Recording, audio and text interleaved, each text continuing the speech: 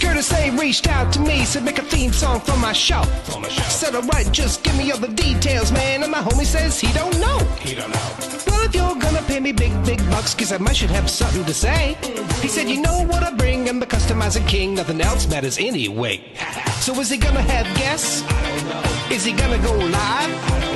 What time will it be? What will you see? I'm pretty much in the dark, but I can guarantee you'll be customizing action figures, getting paint all on his fingers. It's art by Ackerman. It's art by Ackerman. Tips and tricks and conversation, sharing his gift with every nation. It's art by Ackerman. Art by Ackerman. You best get ready, cause now it's time for Art by Ackerman.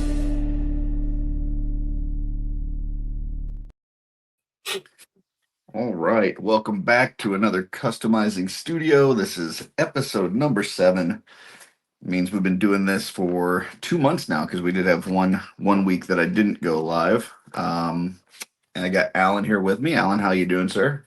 If I was any better, I'd have to be twins. There you go.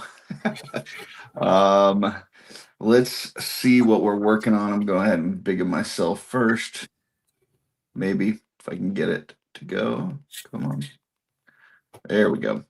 So I'm continuing to work on some heads for Muskecon. This one's almost done. I want to kind of hit a couple more details on it. This one, I got to finish up the eyes. I think that might be it for that one. Show me that head again. Yeah. I It's a think mind flare. I have a figure with that head on it. Oh, yeah? Yeah. Very cool.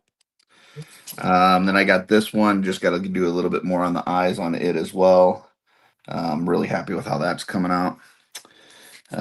These two I started yesterday, so we'll be continuing to work on those. And then I've got 4 more that I haven't really done much other than an initial, 3 more that I've only done, 4, that I've only done a base coat on. So I'm just going to continue to work through some of those heads for Muskecon. I also have this gold armory book that I'm going to continue to paint. I'm going to leave the sun gold, maybe even the corners of the book, but then paint the rest, like leather. Maybe, I'm not sure whether I'm going to paint the pages yet or not. So anyway, so I'm going to work on that as well. So I think I was wrong. Yeah. I have a different head on it. I just went and moved it. There's like probably, I don't know, a dozen Mind Flayer sculpts out there in the community right now. So you use a lot of bright colors for your base coats on those. Could that be any of Jay's influence, or have you always done it? Yeah, no, this was so all of these heads I had done a bunch of Turbo Dork paint, which is definitely from Jay. So I base coated these a long time ago with an airbrush, and then I just never did anything else with it. I was just kind of practicing to see what the colors looked like. So as I'm getting ready for a show next week, I'm like, well, I got these heads that are already have these very unique colors. If I can just add some, accent colors and stuff to it, maybe I can move some of these. So that was what I was doing. But yes, definitely Jay influence on that. Gotcha. So, well, very cool. Let's see what you got going on today, Alan. Well, this is not it, but this is the Mind Flayer head that I have. Yeah, that's a good one too. I want to show this. Last night, I think I finally cracked the Beastman code. Oh, yes. I didn't know there was a code. There is. So this is a figure I put together during the clubhouse. That's awesome. And it very closely matches the Red Beastman like cross cell art. Yeah. It's the 200X torso, a custom head, of course. And it is a this Lords of Power Beastman lower legs with Ultimate Warriors shin things, and then the 200X feet. So, but these proportions, like this is my Beastman right here. Yeah, that's a very Like his definitely a bigger upper body kind of beast man. I like that. Yeah, very, very short legs. And that's what the original Red Beast Man art, even the Crossdell art, has on it. And Yeah, like the longer arms, kind of more ape-like. Yeah, yes, and I'm very happy with this. yeah, that's super cool. So, yeah. But today, what I'm working on, I've got a 3D print the compass piece for his chest, and then he can be done later. But I have a tray full of heads here, and I'm gonna just start powering through some of these heads so I can get them painted and on figures. One of which is I'm going to use an Andre the Giant buck to be Ukla the Mock. Okay. So I'll be painting this guy today. And from Big Head Studios, I got a couple of their Yeti heads. Nice. So, yeah. But, and if I get those guys done, I really want to do, this is a Mark Taylor inspired early Ram Man concept where he was a rhino head. Mm. And I will probably paint that. I'll probably get to him today, but I might paint 3 heads. So has the troll bug worked its way out of your system at this point? I just don't have a raw material troll to work on. I'm in the middle of a sculpt for the Kraken arms because those arms are so specific. I can't wait to see that. That's going to be awesome. So I have to sculpt those, and I've just got to mold my own piece. So there'll be a latex cover over a lock line core for his arms because they're noodly. Yeah, it's awesome. Yeah. So. All right, let's see who we got out there in the chat. We got Twizzler19 out there, says good afternoon. Good afternoon Hello, to you Twizzler. as well. Got Hazy HL, gives us a halo. Howdy.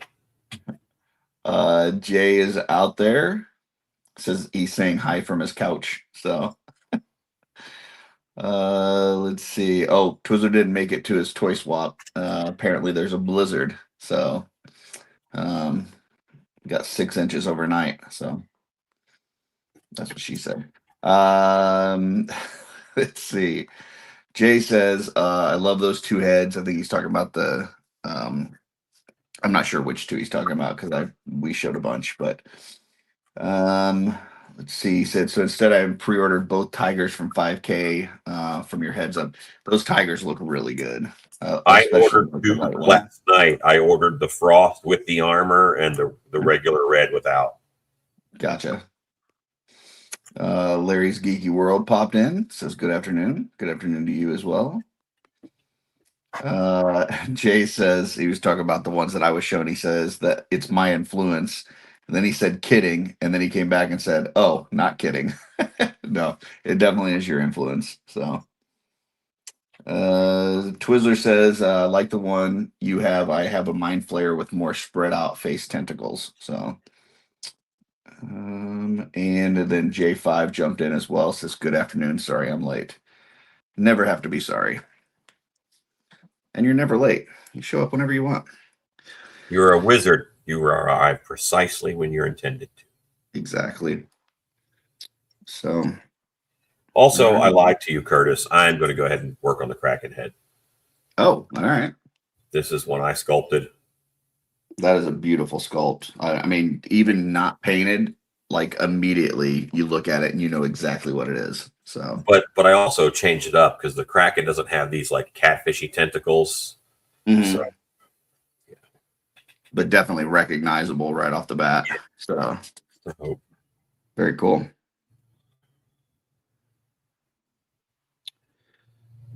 Right. Put that out. You get supports in the weirdest places, and they're hard to remove sometimes. I could agree with that.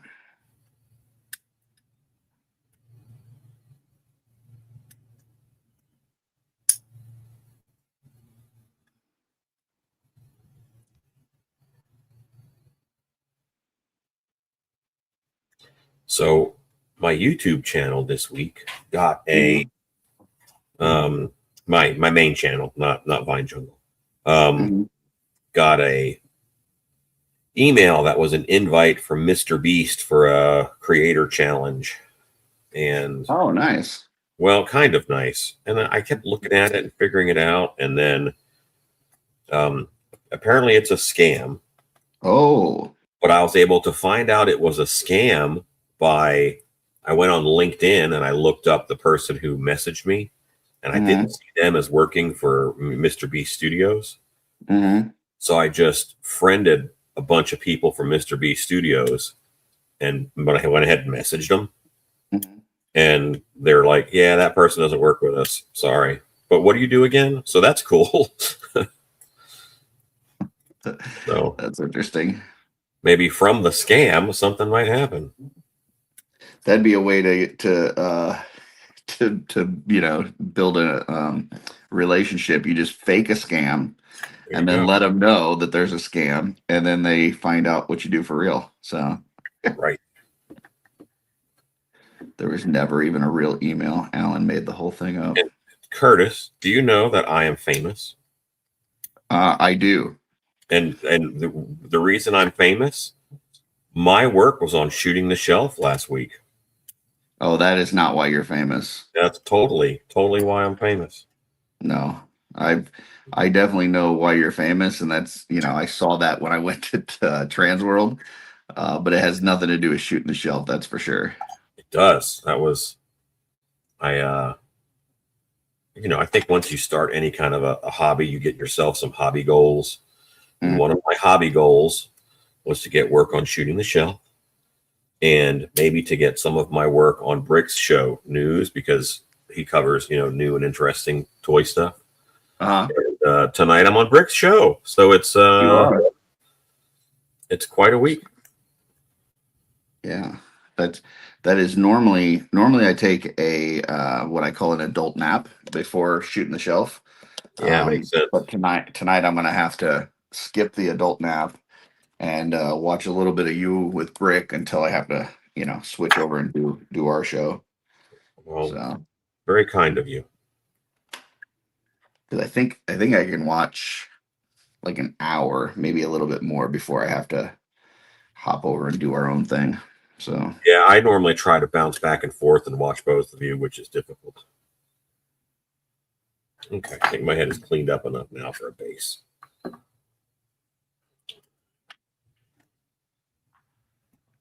And Darla popped in as well. She says, I'm here too. Yes, she's in the next room working on capes for MuskeeCon. So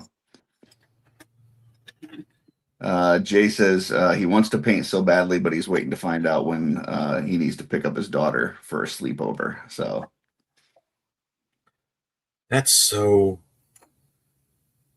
interesting to me how, all right, let me preface this with something, because I'm going to sound like a really terrible person. When I'm talking to haunted house owners, one of the things that I say is that you don't hire people, you hire sets of problems, and you hope that their set of problems allows them to show up and work for you when you need them to. When you have to recognize that they are a person with problems.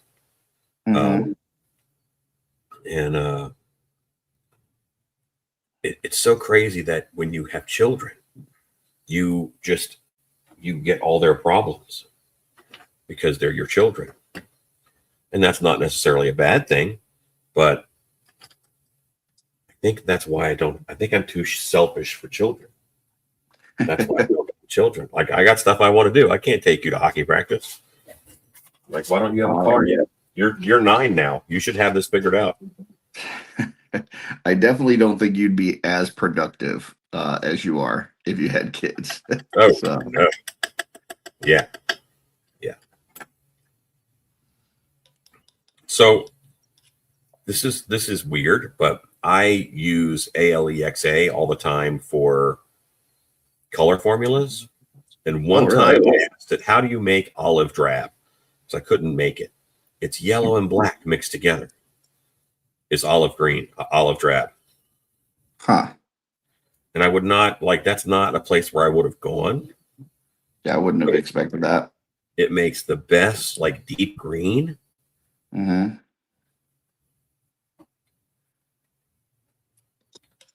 I just did a bright yellow and black. And I look at that green I got just now. Let me embiggen you. Oh wow. So and it's this yellow and black. Interesting. I And would have bar. expected some blue in there somewhere.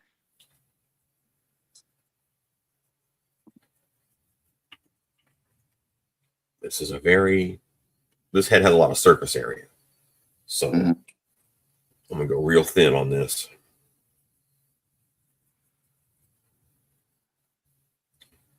You're painting something with face tentacles. I'm painting something with face tentacles. It's a tentacle sort of day.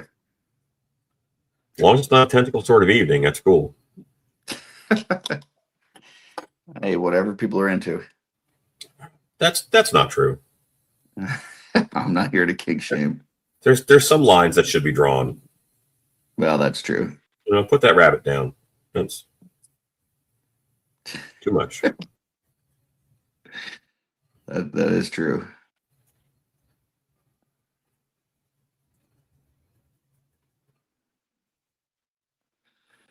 I think you're in trouble because I'm talking.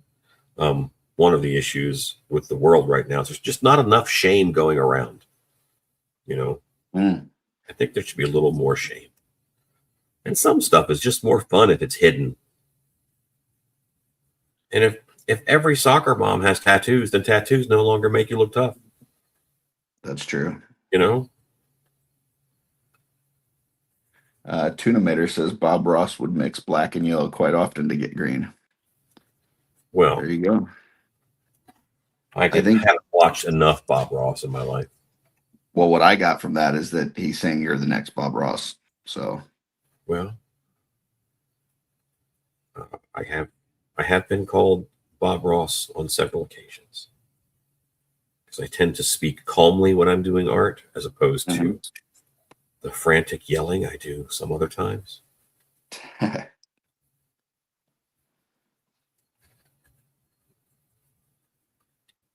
Actually, I don't yell a lot.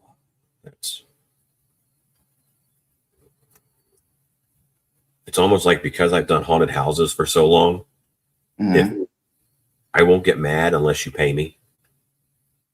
Like I associate the anger emotion with money because I fake anger when I'm acting in a haunt. Mm-hmm. So, yeah. Definitely an interesting way to look at it. Let me get mad at you, pay me. That's how it goes. I don't get mad for free. You don't get to see that. It's part of my show. There is a cost of entry. Yeah. It's also one of my favorite parts of My Cousin Vinny, where he keeps making the guy get $200 before he'll fight him. Yeah. Okay, get it. Then we'll fight.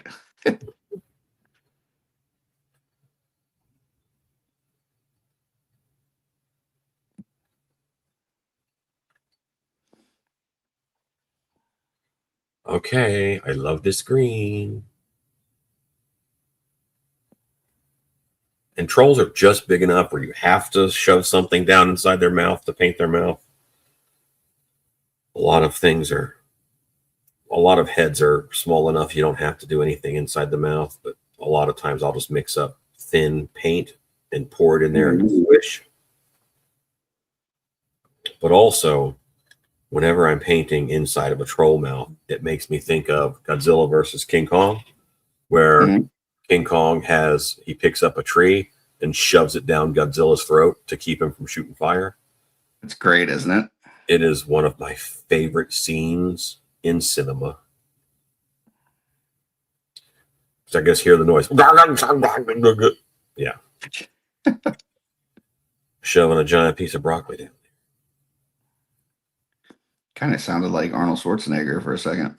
It's the same noise. Right. It's like the Wilhelm scream, but whenever Arnold is emoting or someone is choking on something.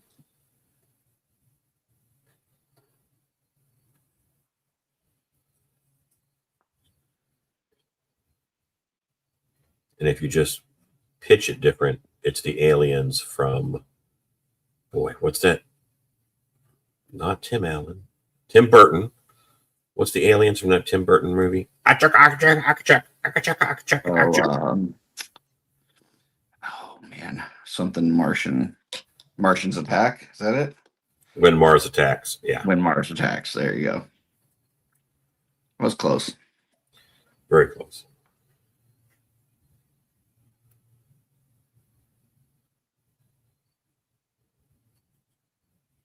If it was horseshoes, I would have got at least 1 point.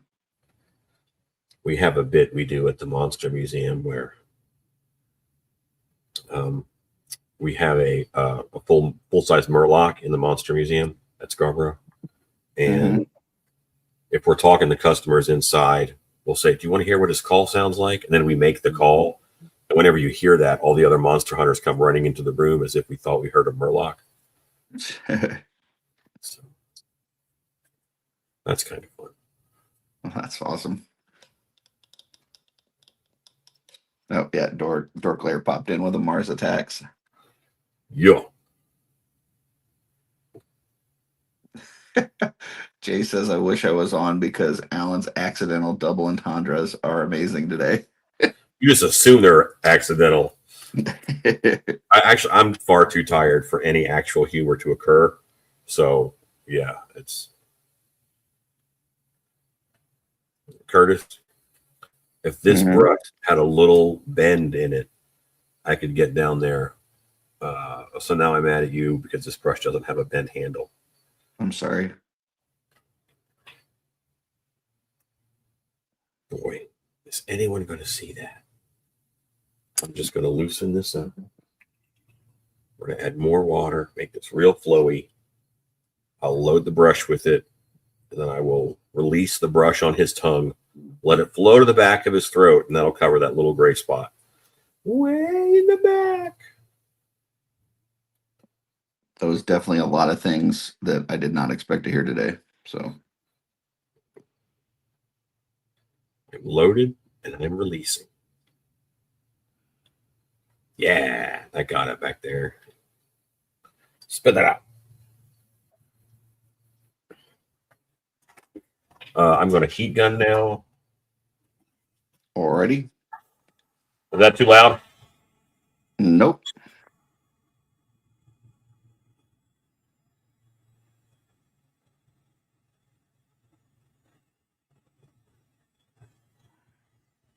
I don't even hear it, which means I need to find out what kind of heat gun you're using because that is quiet.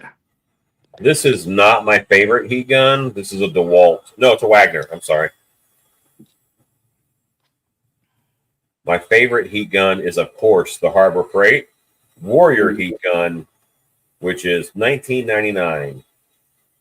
I got one of these Seek One heat guns from Amazon, and it gets super fucking hot.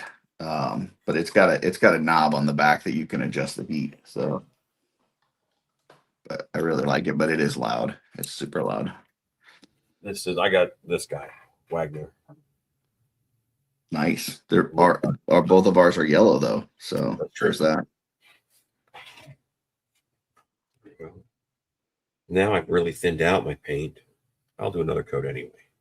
It's fine.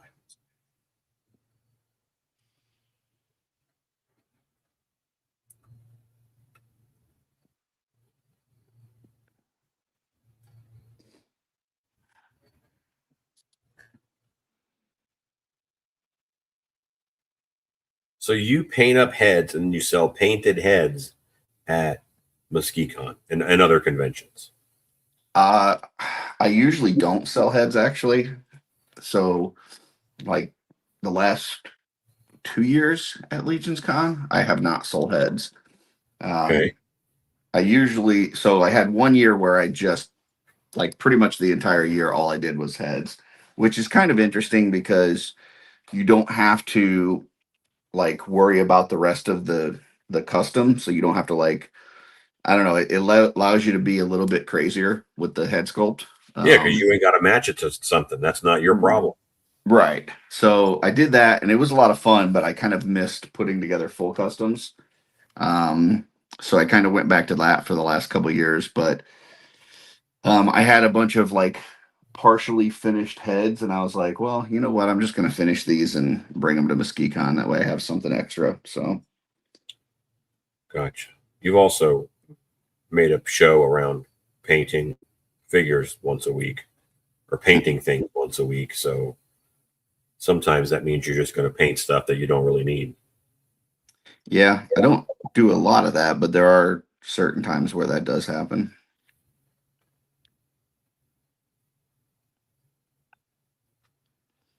Not that you should ever say, I'm going to paint this just so I have something to paint this week.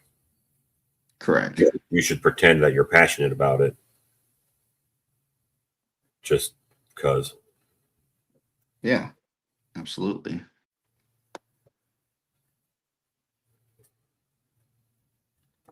Especially once I started my YouTube channel, the amount of time that I have to, because I'm, editing and filming and all this kind of stuff. So the amount of time that I have to actually paint has gone down.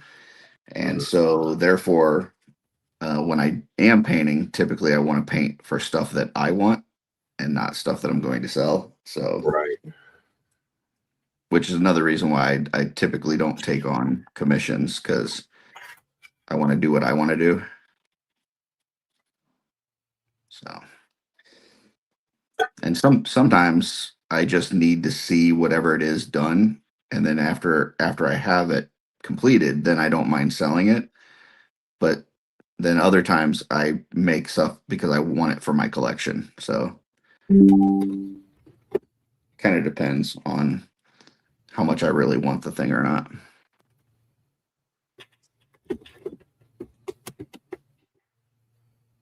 Like I did a bunch of DC ones last year that were really more for me. And so I wasn't planning on selling any of those, but then, one of them was CB's kids wanted to get him something for Christmas. And so I sold them my Gorilla Grodd that I really didn't want to sell, but then I just ended up making another one. So,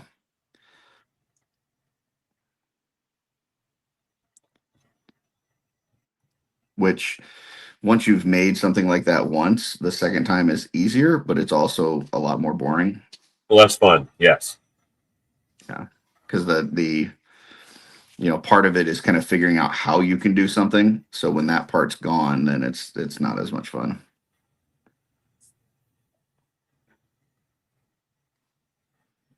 Yeah, trying to figure out is a big part of it.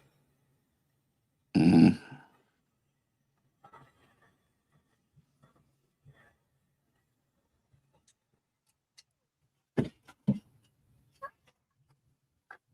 Found a little spot here that needs some love.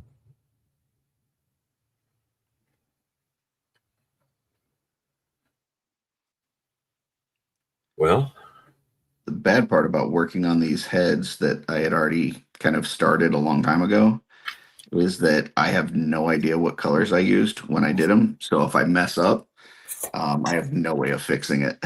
so I've got to be super careful.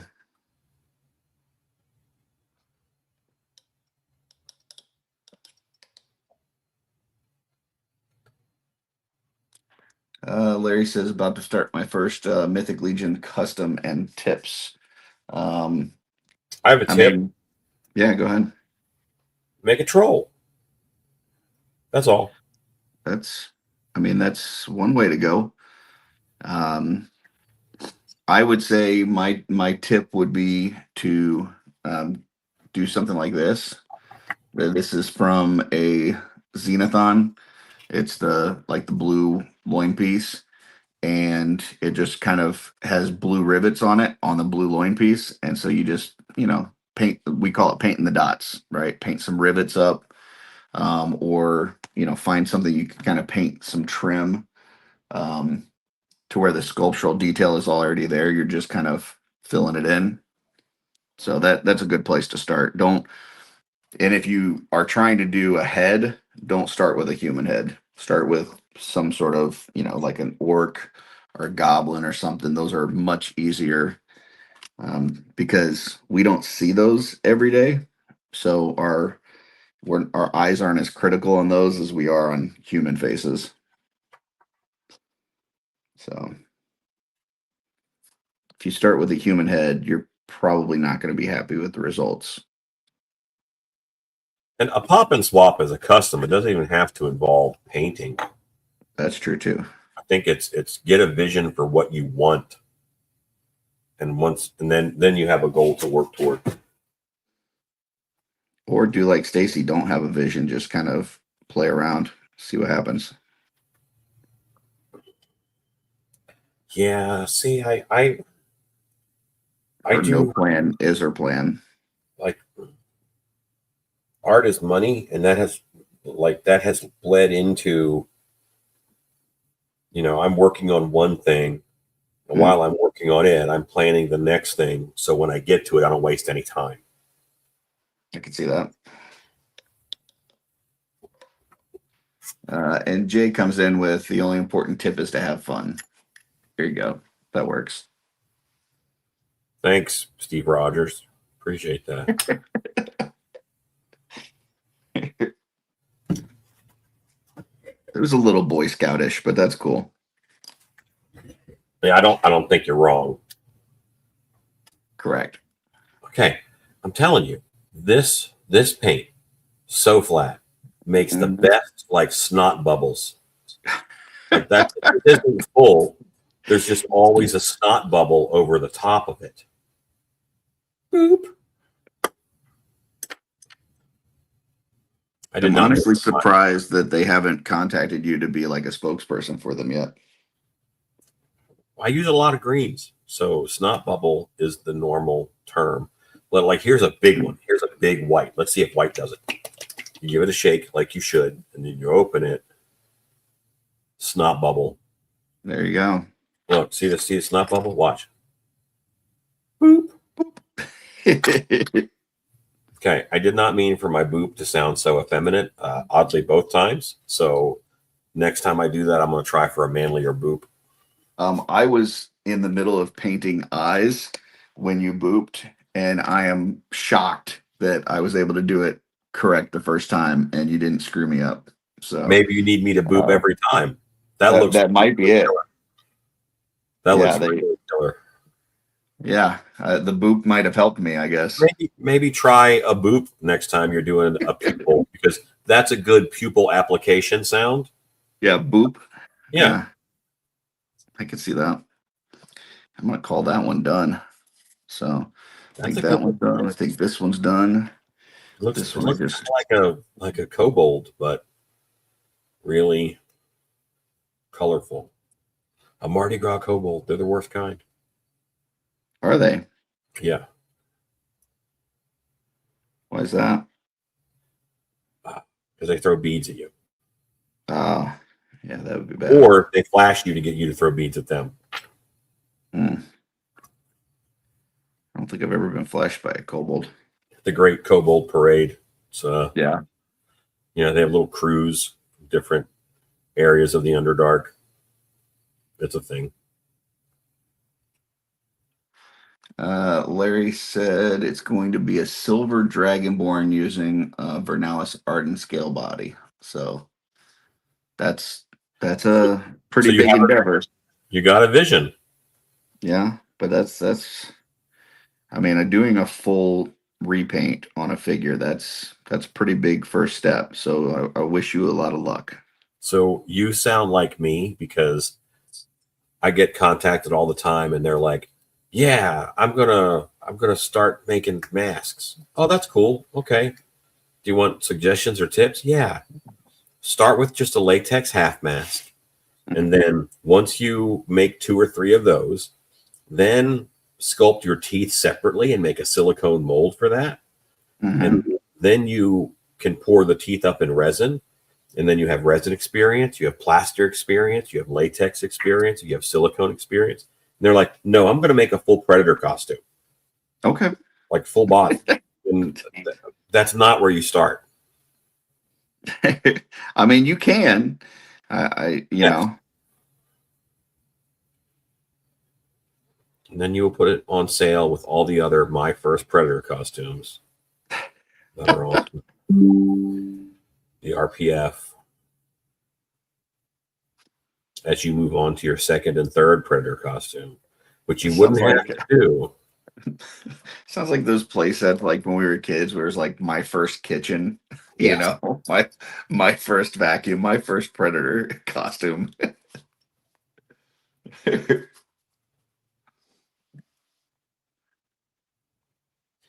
you remember several years back when there was an internet movement to storm Area 51? Yeah, I do remember that. Well, for that event, when it happened, my haunt happened to be open for something. Uh-huh. And I tried to hire someone with a Predator costume just to come and hang out at the haunt because I thought it would be funny that the aliens were like, "Hey, don't do that." But then two things happened. No one went to Area 51, like nobody. Bunch of internet trash talking hypocrites. But like I wasn't going, but I wanted to see them all get arrested. That'd have been cool. Yeah, wasn't there like a thing where they're like, if this happens, you know, you guys are all gonna be like, you know, you're going to military jail and no one will ever see you again. right? Which is cool. They tried to combat that ahead of time, I think. So, and it was effective.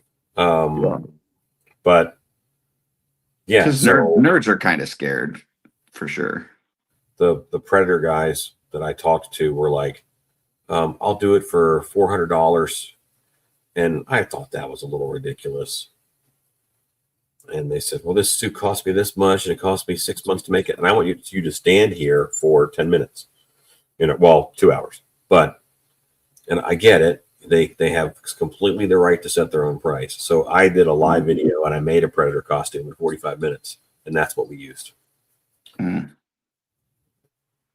But, and, I could see somebody wanting to get their investment back, but you don't have to get it back on one person. Yeah, not in one shot.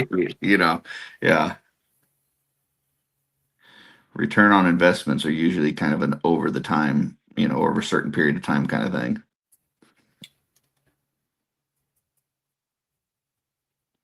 Usually ROIs are like so many years, not one event. So they totally have the right to set their own price. That's true. I have the right to say, shoo, you crazy. Mm-hmm. Well, that's the same thing with customs. Like I've seen people that sell them for like when Jay started selling his, and he had some up there that were like less than $100 or something, or like right at, I'm like, that's like super cheap. Like that you should be selling them for more than that. Yeah, I see how much time he takes on them, and right. But then I see other people that will put stuff up for like, $400 or $500. It's like, but you don't know, how much that piece means to them, how much time they spent on it, any of that. So it's like, people can charge whatever they want, and either you buy it or you don't. So.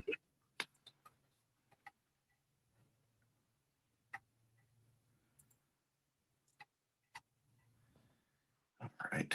I'm gonna try to paint inside of this mask black, and I may screw this whole thing up. So we'll see how this goes. I have to pull up some Kraken reference because I've gotten as far as I can without reference. Oh. I mean, I could go further, but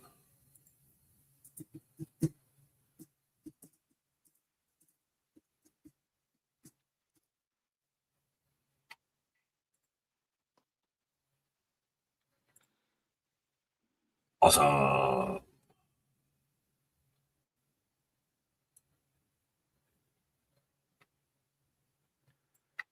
right, first line went well.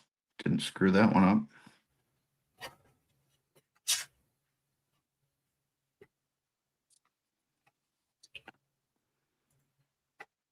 Now is where I don't yell boop. I don't know. It helped last time. 2 of them worked. So, all right. How many lines are there? Let's see. 10. You got 2 down, 8 to go. Gotcha.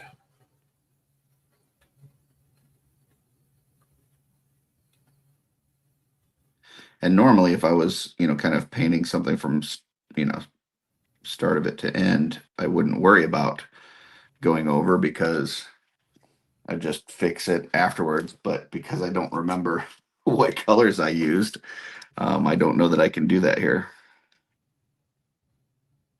Yeah, when I switched to being like mask production where people could order a finished mask, I had to stop mixing colors. And it's like these are the 24 colors that we use, and you don't mix them. You just use these colors. Yeah, I could definitely see that.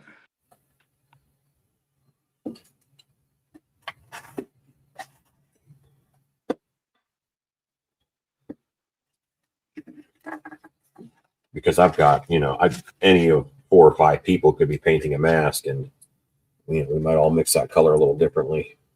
Mm-hmm.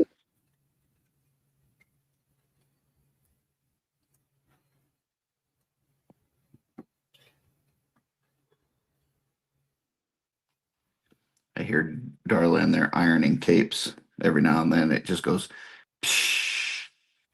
Okay.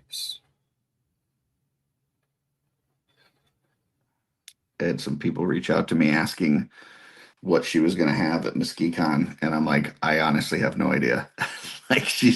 So I know she's been working on capes. I know she's been doing a lot of them, but I have no idea until she actually shows me and I get ready to leave. I don't know what she has.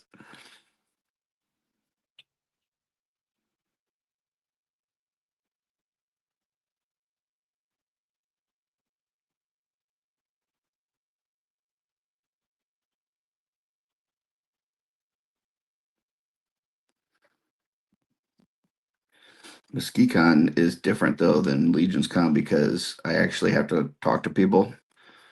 At Legion's Con, Darla runs the table for the most part because people would rather talk to her than me. Yeah. So Mesquicon, I actually have to do work. So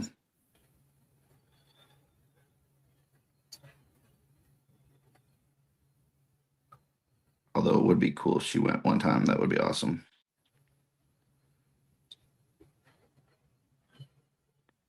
She's going to CarverCon though, coming up in July. That's cool. Yeah, that's going to be a huge show. Now, where is CarverCon again?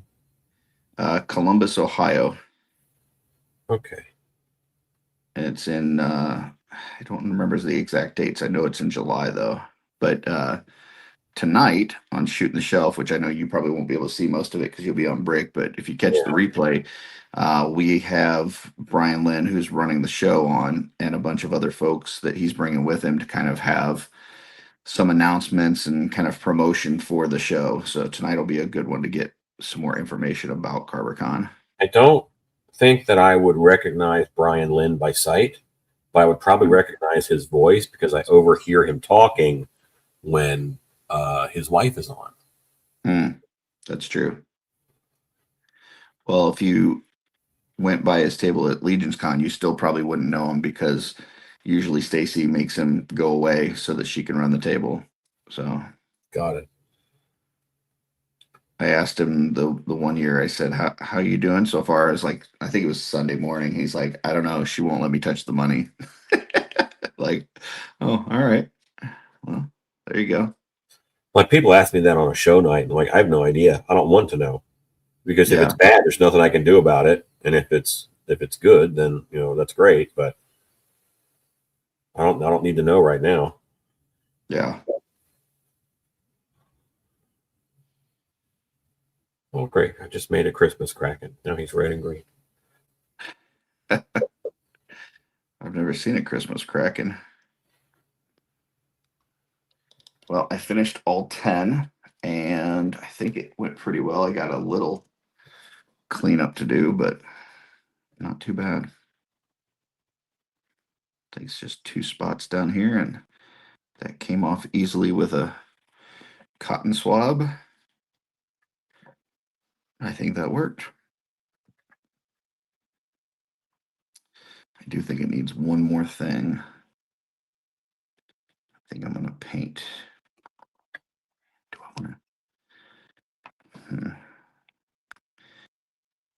No, I was going to paint this one line copper, but it goes into another spot, and I would have to paint the whole mask then at that point. So, yeah, I think we're not going to do that.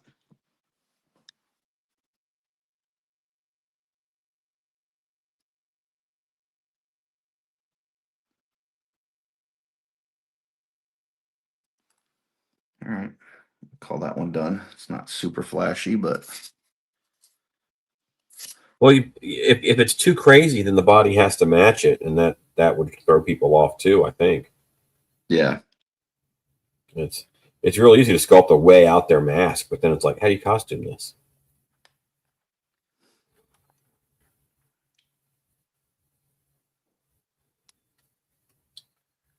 Twizzler says he's making the drive to CarverCon. Hayes says he's looking forward to Carver. It's in his backyard. Oh, that's cool. Is it at the Columbus Convention Center or just nearby? I honestly don't know, but they will be talking about it tonight for sure. So I'll at least watch that replay and find out. There's a really good food place right there called the North Market. Mm. And it's easy walking distance from the convention center. We used to have a haunted house show there every June or July. Midwest Haunters Convention. There's like a German one that Tanya keeps talking about, like Schmitz or something, that is there in Columbus. That apparently when they go there, that's all they eat because it's supposed to be like really good. There's also Jenny's Ice Cream is there, which is delicious. Better than normal ice cream. Really wacky flavors. Wacky, like, yeah, got an example? Raspberry goat cheese. Oh. Was not expecting that. Chicken and waffles. Ice cream. Yeah, jalapeno blueberry. Huh. Salted caramel, which is not a whacked out flavor, but it's pretty good.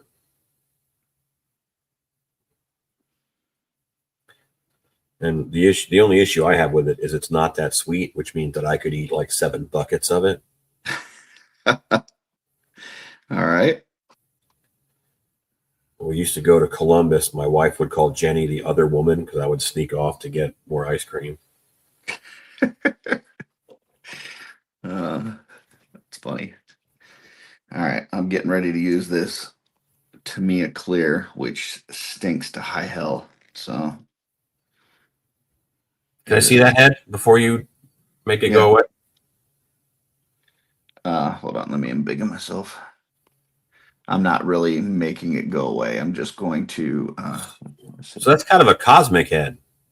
Yeah, kind of. There's like these little, I don't know, lenses or lights or something on top. That's a flip down visor. And I'm gonna put that clear yellow on top of the silver. So reminds me of the assassins from Blade 3. Oh yeah, I could see that.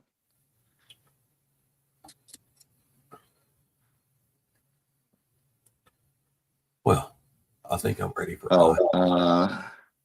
They say it's in Newark, Ohio, so I guess that's like next to. Yeah. All right. It's Columbus. Yeah, Columbus. Good call. Oh, Jay says he's also using Tamiya Clear right now. Yeah, it's a stinky paint. It is. If you're painting, why aren't you on with us? That's true. I mean, you could always pop off if you have to. So look out, Jake's popping off. but yeah, it is. It is not. It is not a good smelling paint, that's for sure. And we've talked about on this show about certain like the taste of paints, because some of us in order to get a good edge on our brush will put the paintbrush in our mouth. You do not want to do it with this stuff. So I'm pretty sure it could kill you. Can I interrupt you for a second? Absolutely. I have a new snot bubble. Oh, all right. Boop. We'll call it. Yeah, that was a boop. It was a manlier boop. I don't know why this paint snot bubbles so much, but it does.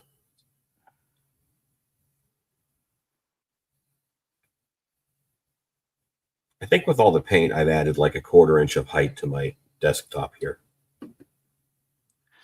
Wow, that clear yellow on top of this silver works really well. I like that a lot. I might have to do some more of that in the future. I love airbrushing ink, like alcohol ink, over top of chrome, because it's all transparent, translucent, and it shows through. So really nice metallic stuff that way.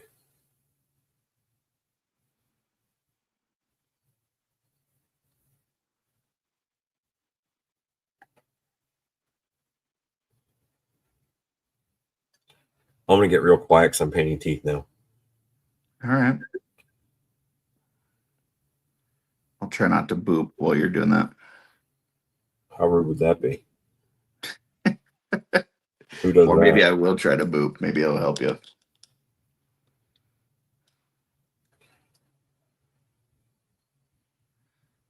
Jay says that one that I'm working on, that Cosmic Head, is a part of a set of Cosmic Bird Pilots by Jason Demon. So there you go. Now we know. Like, and knowing is half the battle.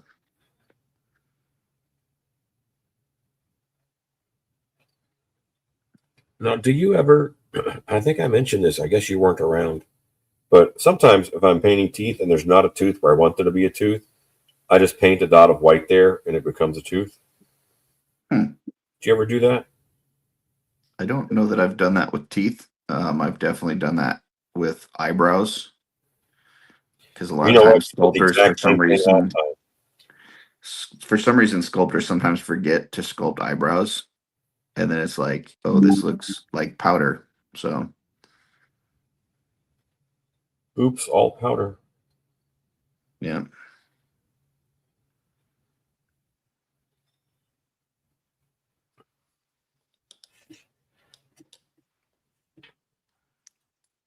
Or I know a lot of people that will paint on like stubble, like on a facial hair when there's not anything there.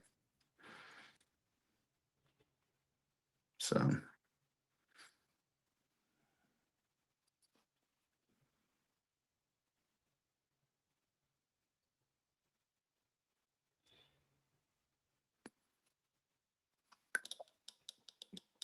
Yeah, like right now I'm just putting some dots of white on the inside of his lower lip. And that'll read enough like teeth that people won't look twice. Oh, Jay's back there. Darla, let me know.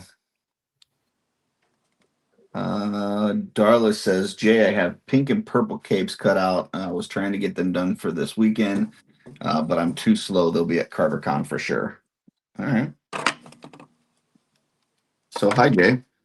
Hey, that's great because I'm not going to be at MuskyCon, but I will be at CarverCon. And I need pink and purple capes all the time. Them capes, no. Very cool. You need them. Alan, you said so many things about heads and mouths earlier.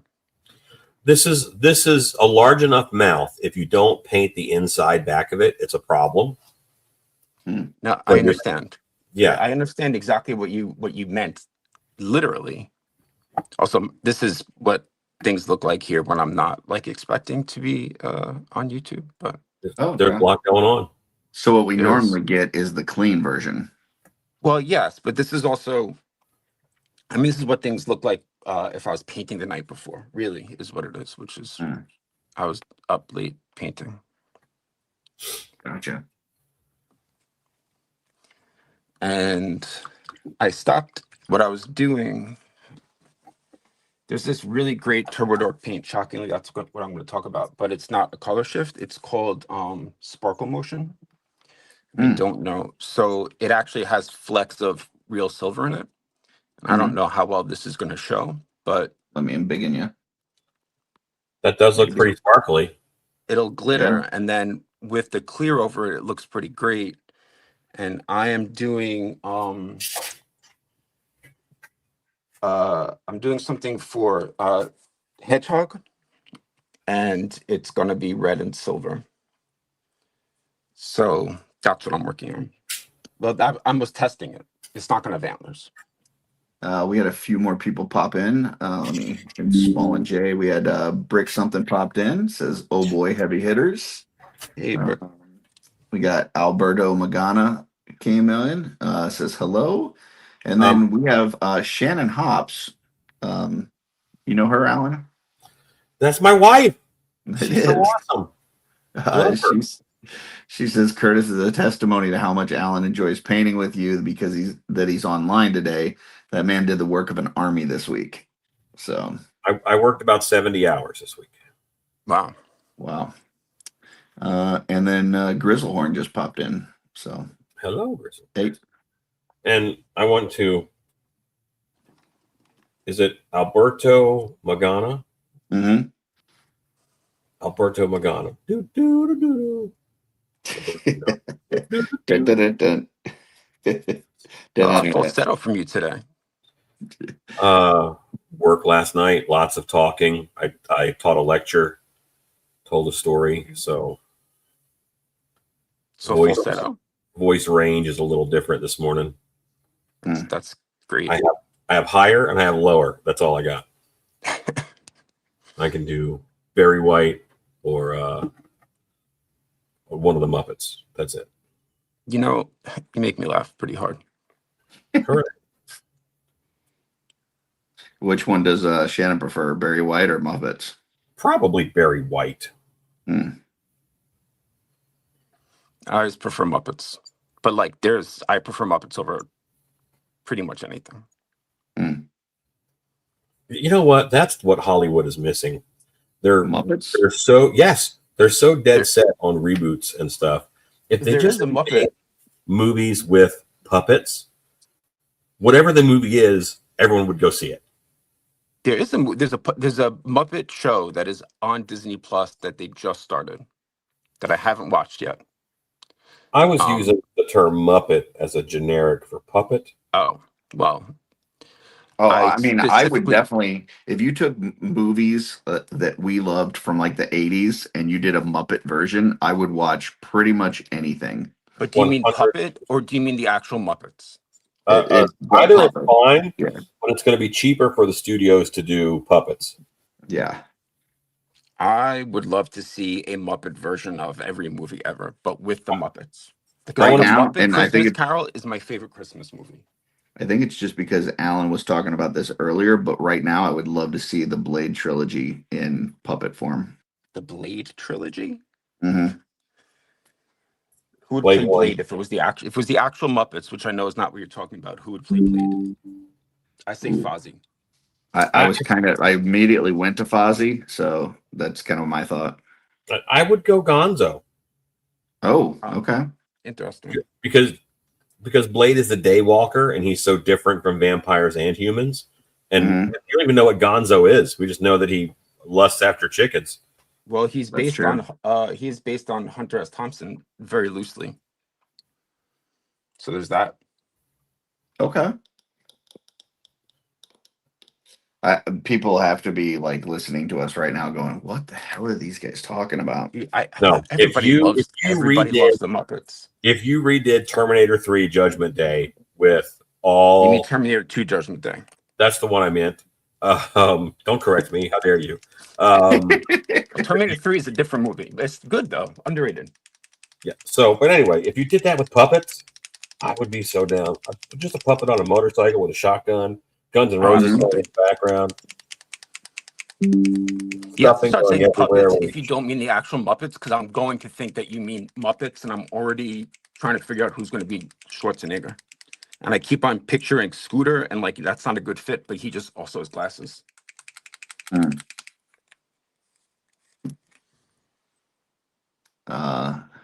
I would make Sam the Eagle, the Terminator. And you're laughing because I'm right. We I'm also gonna- I had rolled. I have like a roll like a chair with wheels, a rolly chair, and I Guys. rolled back and laughed simultaneously because that was that funny to me. That was All my right. first favorite Muppet character. I need Really? a minute here. I'm gonna try to do this Sam the correct Eagle. this time. Al Matra Art is here. Did I get that right? You did. You did. Al is a Nice. friend of mine from Haunt Stuff, but There amazing artist. Yeah. So this is where the Kraken's at right now. We're getting there. That's cool. Yeah, we can't do Red Sonja with Muppets, Brick. They already sent us a cease and desist. So I just want to know, when you got that name wrong the first time, did you at least call him Al? Yeah, I regret that. I regret that statement. I regret that joke. Call me. So sorry. I believe that Alan, the first time I got it wrong, Alan let me know right away. And then the second time that I was forgetting how to say it, Alan was not on screen. And so Shannon had to help me with a little phonetical thing in the chat. So I'll be honest with you. I've only interacted with most of the people through online stuff, so I may not even be saying their name right. Let's be, but that's what I think. Okay. No, Alexa, I wasn't talking to you. Calm down. Shut up, Alexa.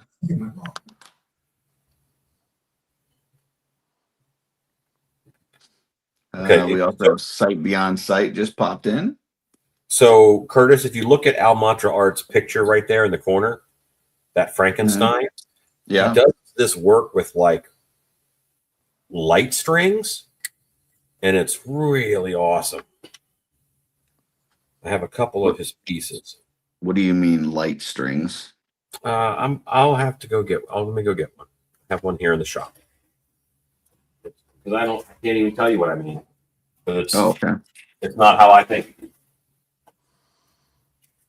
So while he does that, Curtis, who's your favorite Muppet?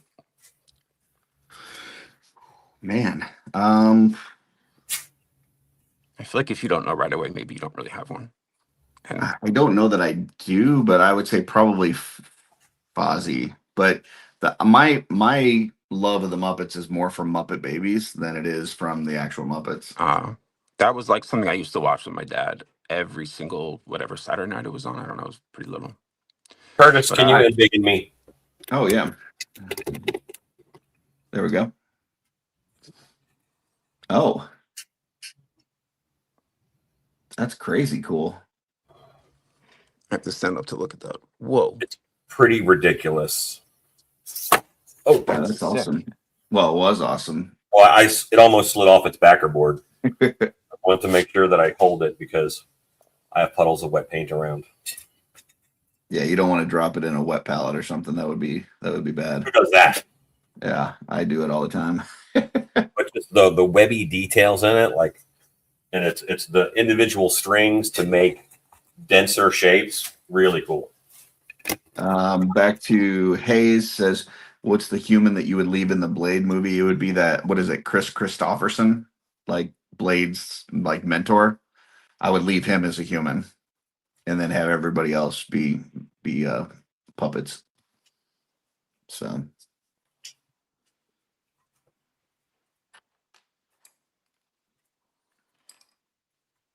I would recast it with Donald Sutherland. oh, okay. I don't know. That's just the first thing that came to mind. I think that works.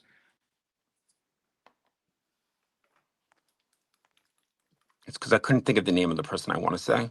And I don't know why Donald Sutherland was my go-to second. But it's the tall guy from Home Alone.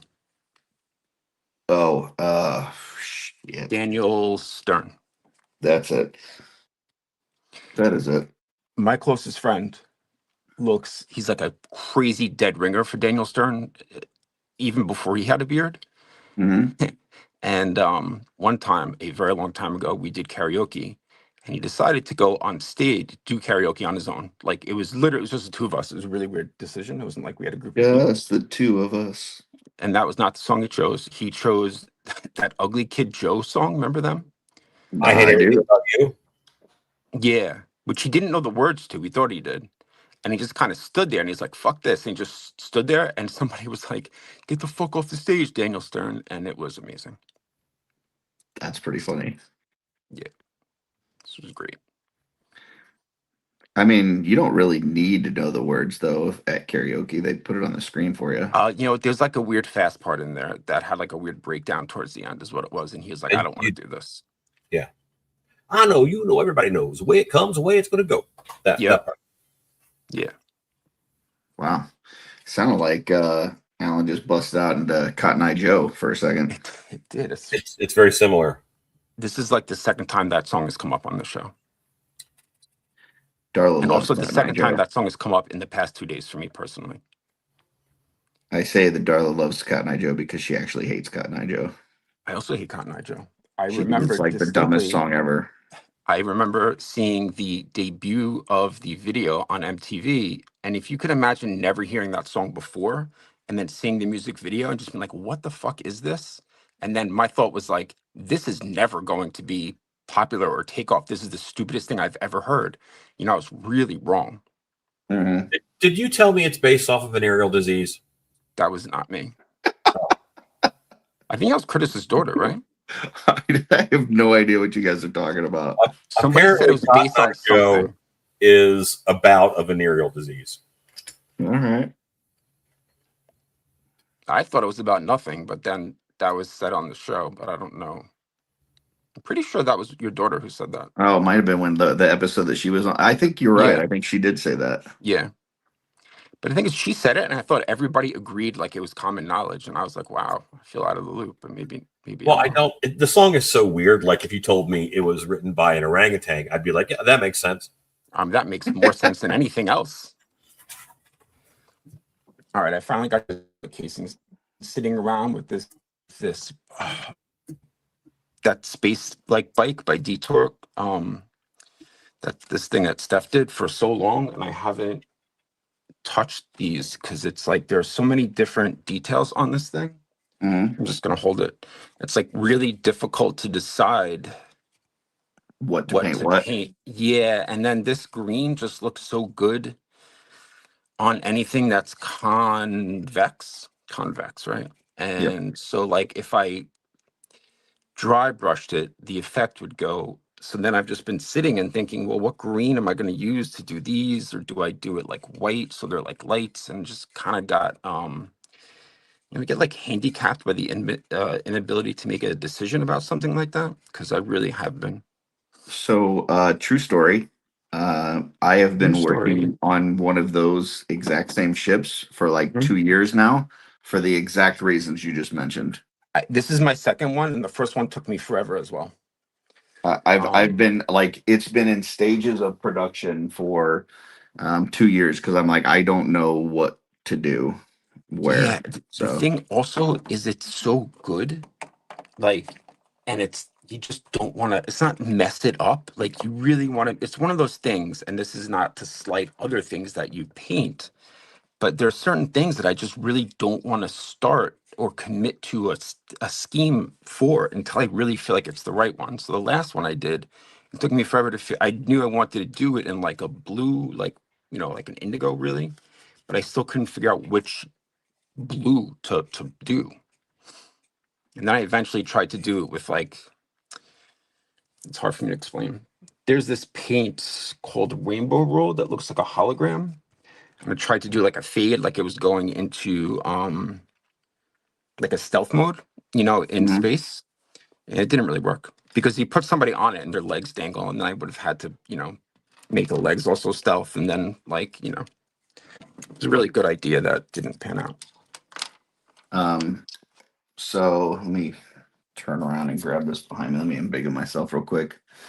I'll show you. I don't even have any paint on mine. Rick, yes, this is my Clash of the Titans troll. Clash of the Titans Kraken troll head that I'm working on. So, all right. So here's mine, and I'm gonna have to move my camera. Hold on, let me raise the camera up a little bit. All right. So first off, I made this base for it. So it's kind of like so it's got it. The bottom was wood, and then I got some cork and sand and stuff on there and painted it. And then on the thing itself, I built a seat for it using the back of the shield from Cosmic Legion, and then some clay and stuff. Used one of the inserts from the Cosmic Legion chest plate to make like controls in the middle. And then my plan is I've got a bunch of chain that I'm going to use to have these mace toppers from Cosmic Legion like hanging off the back of it, like it's dragging these like spiky balls behind it. Are you gonna like wire the chain? I'm not sure yet. And then so yeah, there's been a lot of modifying to this. And then I built this thing on the bottom so that it would attach to this part here. What is that? Is that cork on the base? This part is cork, yes. Well, what is the thing that's sticking up? It's a dowel rod that I put in the wood base, and then kind of this is toilet paper roll. No, they've got like the plastic tubing that you can put like wires in to like organize your wires. Oh, okay. I use that and then put like the hardened epoxy around it to kind of make this, and I'm gonna like plan is to like do like flames coming off of this, so it's like hovering above this ground with a flame coming out, and but this is like 2 years in the works with zero paint on it. So that's amazing. Are you gonna do flames with hot glue? Possibly, probably. And then this is a bunch of other stuff that I have going with it, because two of these charbots are going to come off the back of it. So that's amazing. I got two charbots that are going to be a back. This is now I can't leave this like this because I feel like a absolute underachiever. And then this is like the Turbo Dork. I can't remember whichever one is like the bluish purple one. That I'm working. It's Cool Ranch. It looks like. So Jay, like a Cool Ranch Doritos. Yes. I want to remind you of my favorite art idiom: "Finished is better than perfect." Oh no! Curtis's bike is in the works for 2 years. Sure. Yeah. No. Oh, I never think anything needs to be perfect, but I like a giant, ambitious like. Let me show this part. So I'm probably not going to change anything on this. But Slog's got that little like monitor thing that he holds, right? And I made a slit in here and made it to where this fits in there as like a monitor for the thing, like it's targeting him. So that's really cool. I don't know. It's like I said, a lot of work for very little results. But yeah, I looked at that thing and I looked at it and I'm like, there's so much I want to do, but I don't know. Yeah, paralysis by analysis.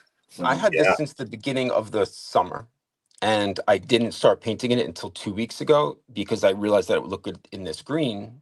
And I had the Charbot here for the same exact reason, because this is the first one I got. I got at Legions Con, and I just painted this about 2 weeks ago. And then I realized that I wanted to do one in green, so I immediately bought another one. I wasn't thinking about doing them together, but it's the idea of making a stand for it is cool. I don't know that I'll ever wind up doing it, but that was like the first thing that I got to, because I was like, I don't want it just sitting on the ground. So that was like the first engineering point, and then I just kept engineering other stuff, and yeah, I just never got around to painting it. So I think I was able to fit a Mezco stand in here like decently enough that it stood, but I think it like works. I think it works sitting on the ground like kind of as a diorama piece, but I don't know where it's gonna go in my display right now, but Steph gave this to me like a while ago. And I gotta meet him. I mean, at some point I'll see him because he lives by me, and him and I have like a trade in the works, and I gotta get some other stuff from him. Like that other cosmic ship he has. yeah, Which he does some awesome stuff. yeah, and he had that gigantic like I forgot what he called it, but it was like a troll sized thing that he printed out with arms, and it was like all kind of mech looking, but more mythic. You're gonna make Alan excited talking troll stuff. Yeah. It didn't look like a troll, but it was troll size. Well, that means it's better than normal stuff. It's amazing, man. You should go to is it Detour Customs?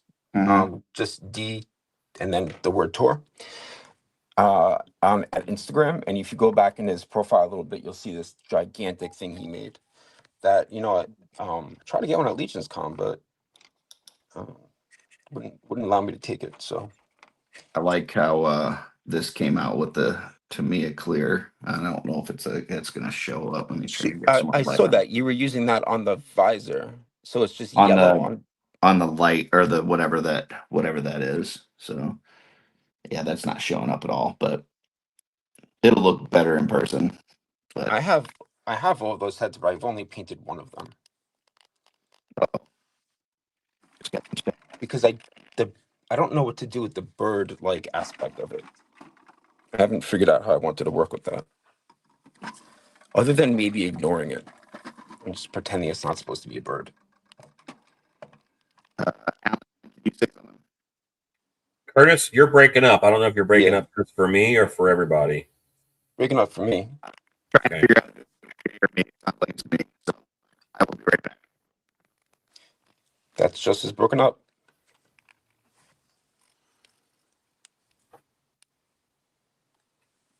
I thought I Can heard you? my name, but I don't know.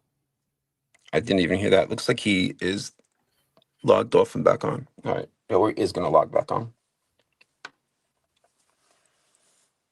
Yeah, so I was sitting like I don't know. She hasn't even messaged me. I thought that I'd be picking her up by now, and just I hadn't even thought about the fact that the show is starting today because I mean, generally when she's here, everything else goes out the window.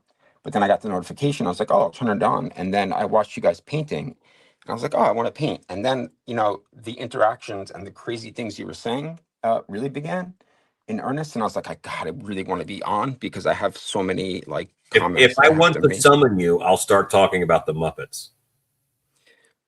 Wait, what? If I want to summon you, I will start Oh, talking about the no, Muppets. you just have to say things like about putting small heads in mouths. Because I can't believe how many times you said things like that. These troll And it's mouths are just big enough to be a problem. yeah, but like, you see where I'm going. I don't have to Yeah. explain.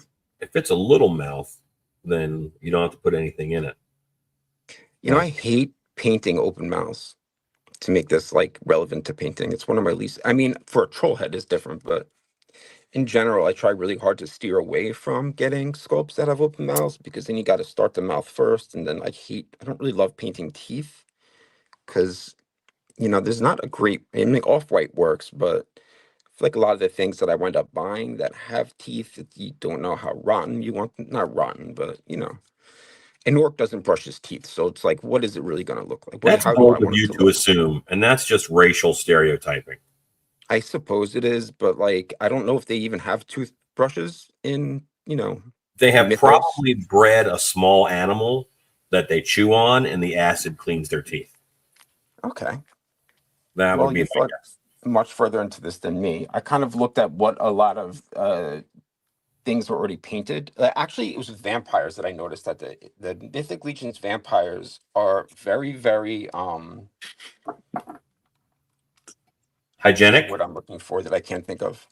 Well, they have Hygienic? very dirty teeth. Oh, gross. Yeah, Unhygienic. yeah. I mean, it's bloodstained, obviously. I am back, and Eric Miller says that talking about Muppets is how you summon him. By the way, so he is Hello, here. Eric Me Miller. too. And the best Muppet, I'm going to say the best Muppet character, and bit, is the Muppet Newsman. Mm. And my favorite figure that I own is the Palisades Muppet Newsman. I was very sad that all my Diamond Select Muppet pre-orders were canceled, but now Nick is doing those. The two old dudes always made me laugh. Oh man, I have Statler and that set Waldorf? too. Sandler and Waldorf. I had a job in which me and this other woman were literally called that everywhere we went. But yeah, the Diamond Select set comes with a balcony. That's Oh, yeah? another one of my favorite figures of all time That's that I cool. own. My Muppet shelf is the shelf I pay the most attention to. Once they were, actually the best Muppet of all time is Zoot, the saxophone player. It's a tie with Muppet Newsman. I feel very strong opinions about this. I think Animal is the best Muppet. Yeah, that's also true. He's another one of the number ones. He has the Beast Man Tasmanian Devil energy. Yes, it certainly does. It sounds like Jay has lots of best. I do, man. I don't think he knows what that word means.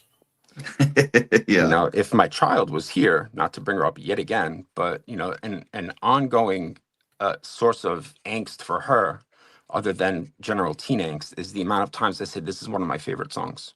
Mm. But I think you have favorite songs by era. Like, this is one of my favorite songs from when I was in this stage of my life, and that's perfectly acceptable.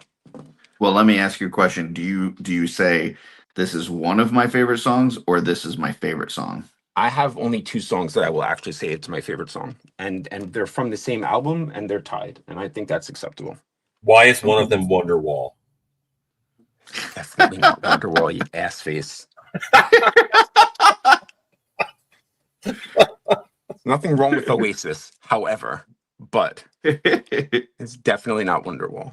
They are both. It is Give Me Shelter, gimme shelter, and you can't. It's probably really you can't always get what you want. Which is partially sentimental because what my father told me every time I told him I wanted something, and then what I wound up telling my daughter. Eric says that his favorite is Jack, and then he says, "I mean Sweetums." I have no idea who that is. Sweetums is the huge monster that gets left behind in the first movie, like in the actual Muppet movie. One of the ongoing gags is this giant blue monster that's like, "Wait for me," and that was the pre-order that was supposed to come out. That was the next Diamond Select figure.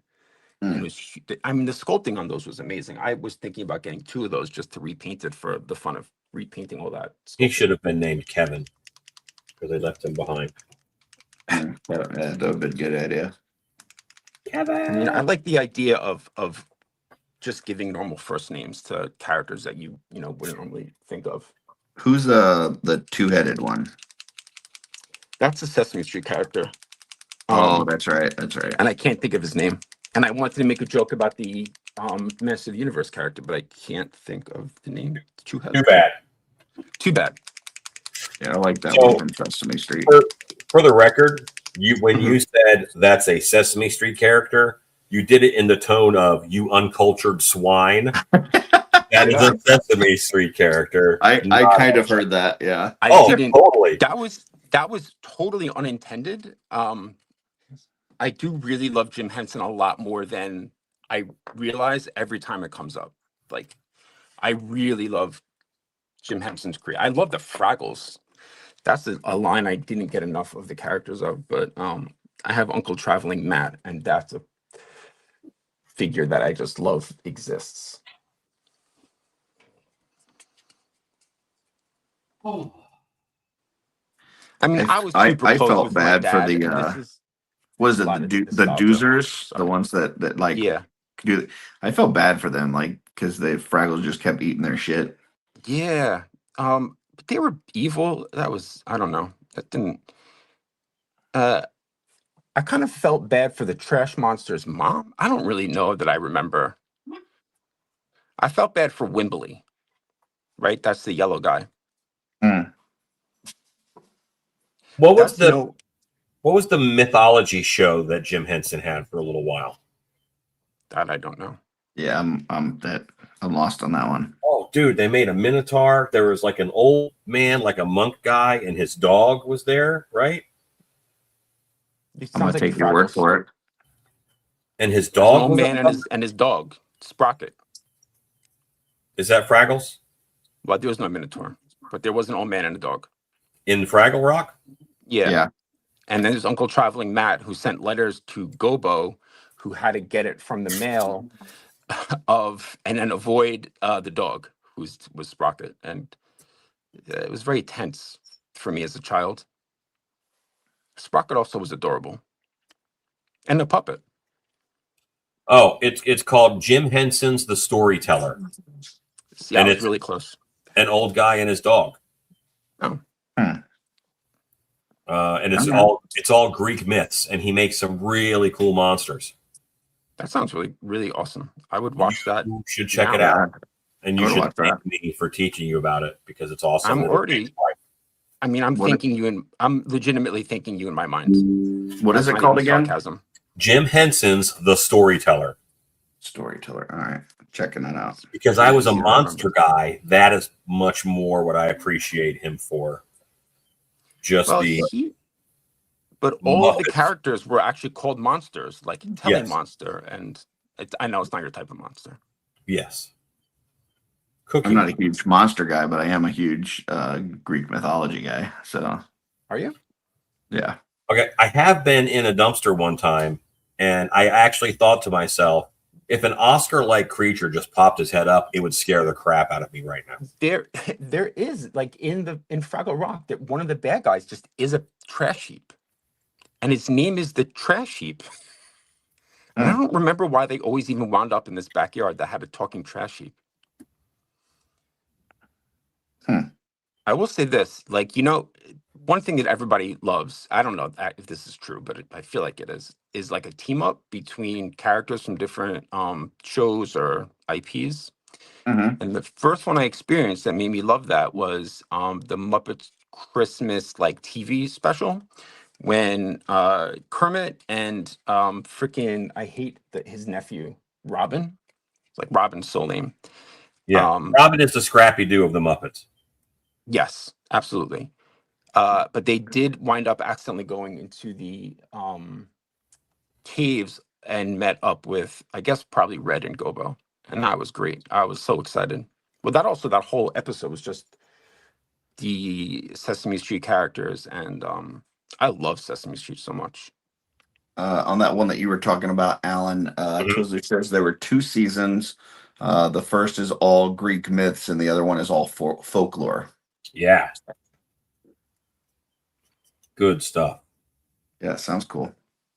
And I think they're all free on YouTube still. I would imagine it's probably on Disney Plus if I had to guess, but It definitely, I'm saying definitely, I'm sorry. I haven't seen it, and I feel like that is something I would notice, but I shouldn't say that because Alexa, is Jim Henson's The Storyteller on Disney Plus?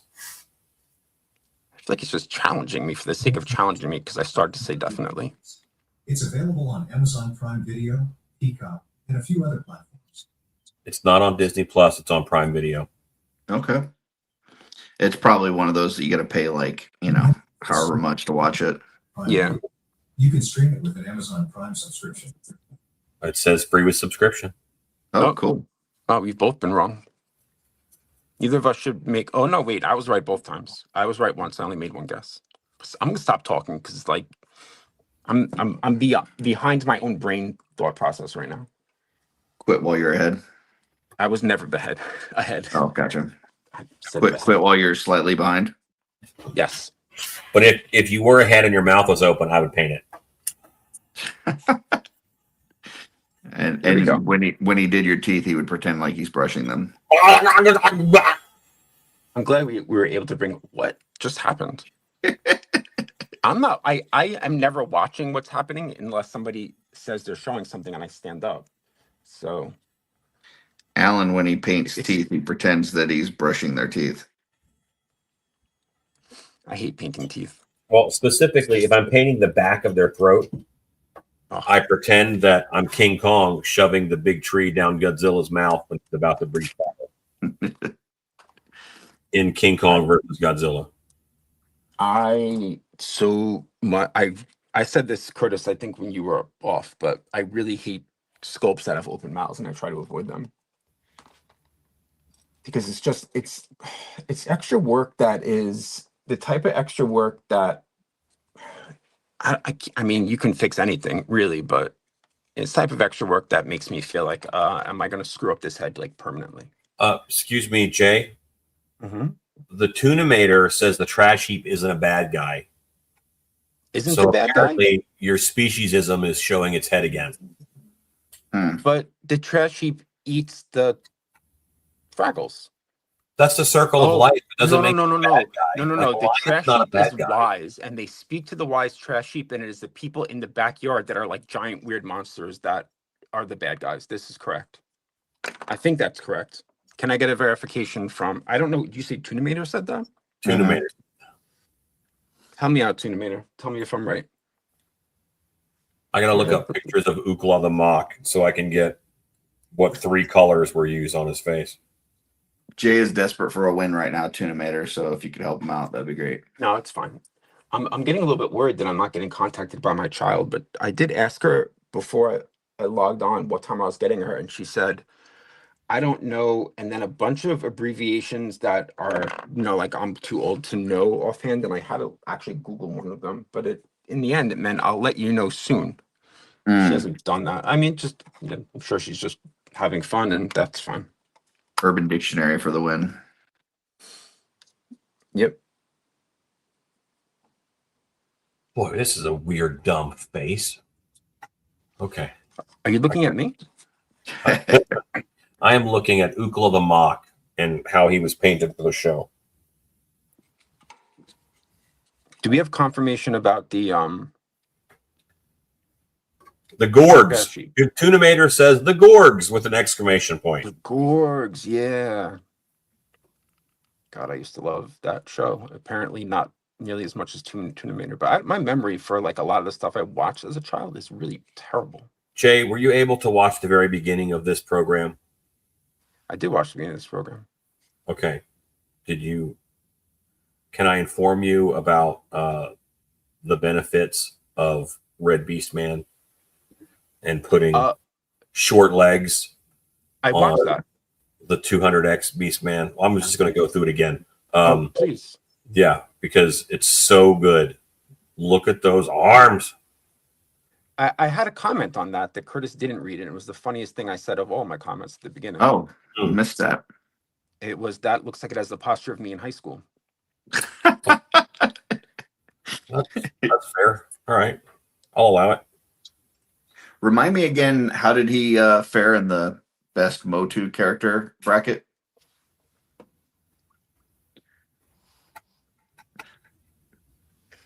Alan's not talking to me now. What happened? He didn't fare well, huh? He went up against Trap John the first round and got booted out. Ooh. That was a very tough blow. I think if you had used an image of Red Beast Man, maybe he could have done better. Possibly. I don't know that the folks that were on that night were big mini comic folk, though. No, and Shit. Mark became so endeared to me during that. Not Crom, so endeared to me because the green one, he had no idea who most of them were. Yeah, no clue. He just pick based on their boobs, which is odd, but I understand. I don't know how you could be around our age and not know anything about He-Man, but yeah, I don't know a ton, but I know enough. I think I could survive a bracket. I think for the most part. I think he knew Skeletor and He-Man, and that was it. So probably doesn't know Malachi the archaeologist. No, he did not. I don't know. Other than me and you, I don't know that anybody on there knew who that was. I think Oz would know. Oz wasn't on that night. No, it was not. Who won? Evil It was Lynn. down to Skeletor and Evil Lynn, and because Crom appreciates boobs, Evil Lynn won. That is That was part of it. I think that Evelyn is like one of the best number twos in all of like media. You know, you look at like the number twos that try to take over like Starscream or whatever, like, you know, when Serpentor was around, Cobra Commander, and you know, like they just, I don't know, they never really seem like a real threat to the big bad. But I could see Evelyn totally like beating Skeletor. Well, so here's the thing. In my opinion, all right, we can learn so much more from Skeletor than we can from He-Man. And He-Man did all the talks at the end because he had to like try to make his actions seem good. But He-Man did not pick a partner who will challenge him. Teela is very much subservient to He-Man, whereas Evil Lynn is a challenge and just about an equal to Skeletor. So, and that's what he chose. interesting. Skeletor is a pillar of forgiveness because every time that somebody screws up, he lets them come back after, you know, a stern talking to. And he'll zap them or something, but then they're good. And if you talk about like diversity, come on, like Skeletor wins that hands down. He is so inclusive compared to He-Man's Wonder Bread Council. It's a little ridiculous. It is. This is the most interesting. Not that I've heard a lot of takes on He-Man that are disinteresting or in general, or like Motu, I guess I should say. But that was really, really fascinating, and I am not being sarcastic at all. It's, you know, but Skeletor is set up as this villain, and I don't know that Eternia ruled under Skeletor would be that bad. I don't know. I mean, heroes and villains, it's all a matter of perspective, really. So yeah, like Skeletor, it wasn't really set up this way in the cartoon, but Skeletor controls the dark side of Eternia. And he's just kind of looking to expand his territory. How about Hordak? Hordak also had what's her face? He had Adora? two what's her faces. Shadow Weaver. Yeah, I like Shadow Weaver.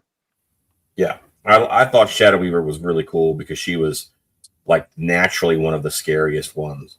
Yes. But all the villains, they just accept each other for who they are, you know? Grizzlor could have turned out really nice if they hadn't like shunned him. And that made him have like an attitude problem. I have to say, and I probably said this before, that my understanding of She-Ra is 100% based on the Netflix DreamWorks version. But I feel like Shadow Weaver was similarly interestingly evil in both. Yes. And that also is a great version. I don't know if you guys have watched it or not. Alan, obviously you have because you said yes immediately. Yeah. A lot of the bad guys just have so much more personality. Oh, yeah. You know, Catra. off the bat. In general, this is true. This is true in general. Magneto is the most interesting villain. Catra in the DreamWorks version was a really interesting villain. You need to give villains backstories more than you need, and anti-heroes. You need to give them backstories more than it's just required as a writer. You know, like that's the reason that Cobra Commander sucks, because there's no reason that Cobra Commander has any ambition. He just wants to rule the world, and that is the type of villain that is incredibly, incredibly boring. The best villains see themselves as the hero of the story. Right. Or they have like a really good reason for having turned like hard and cold, you know. I hadn't thought of it, but I don't like Cobra Commander, but I love Serpentor. And I think he does kind of have that chip on his shoulder where they made him to be this thing. and he has to live up to that. I feel like Destro is the most interesting villain. And that is because Destro's goal is very real. It's financial. Destro's an arms dealer, right? Like Destro could be a mafia, capo, or he could be, an actual arms dealer in the world now. Like he's a realistic, he's just trying to get money. Like he wants money and power, but he's not just Cobra Commanders just has no. I don't like that at all. And there's a lot of Marvel villains that are like MODOK. Like, what does MODOK want? I mean, how does MODOK shit is another question. Legs.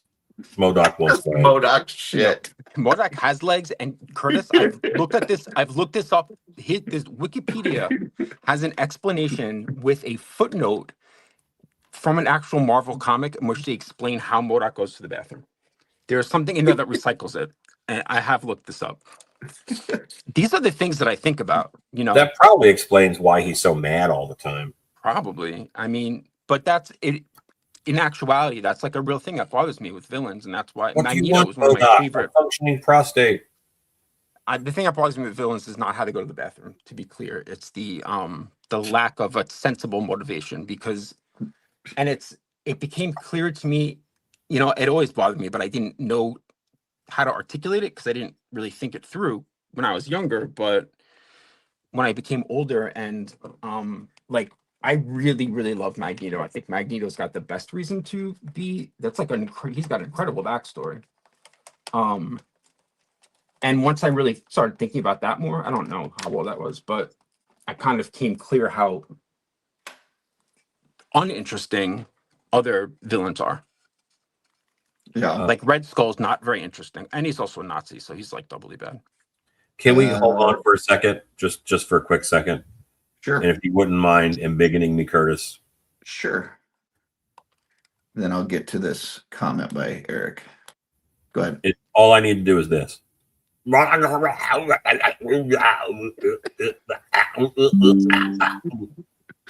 works.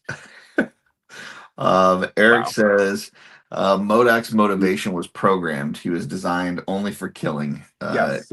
It's in his name. True. So, but also, I don't remember who designed him at this point. It just seems like he's in charge. But he looks like a turtle mecha. Like, if you're designed for killing, you should look like something else. MODOK is the funniest character to me that exists. And I like, there was a point in which Marvel became more self-aware, which just is like what happened over time, I guess. Like more modern comics. And there's the Secret Avengers comic books, which are incredible. There are a bunch of different runs, and one of them, MODOK, is one of the Secret Avengers, and his ringtone is "Mo Money, Mo Problems," and it just goes off a few times during the comic, and it is just so incredibly funny and random. Oh, those comics are great. Okay. I don't know. Yeah, if anybody's read those. Those are really underrated Marvel comics. I have not.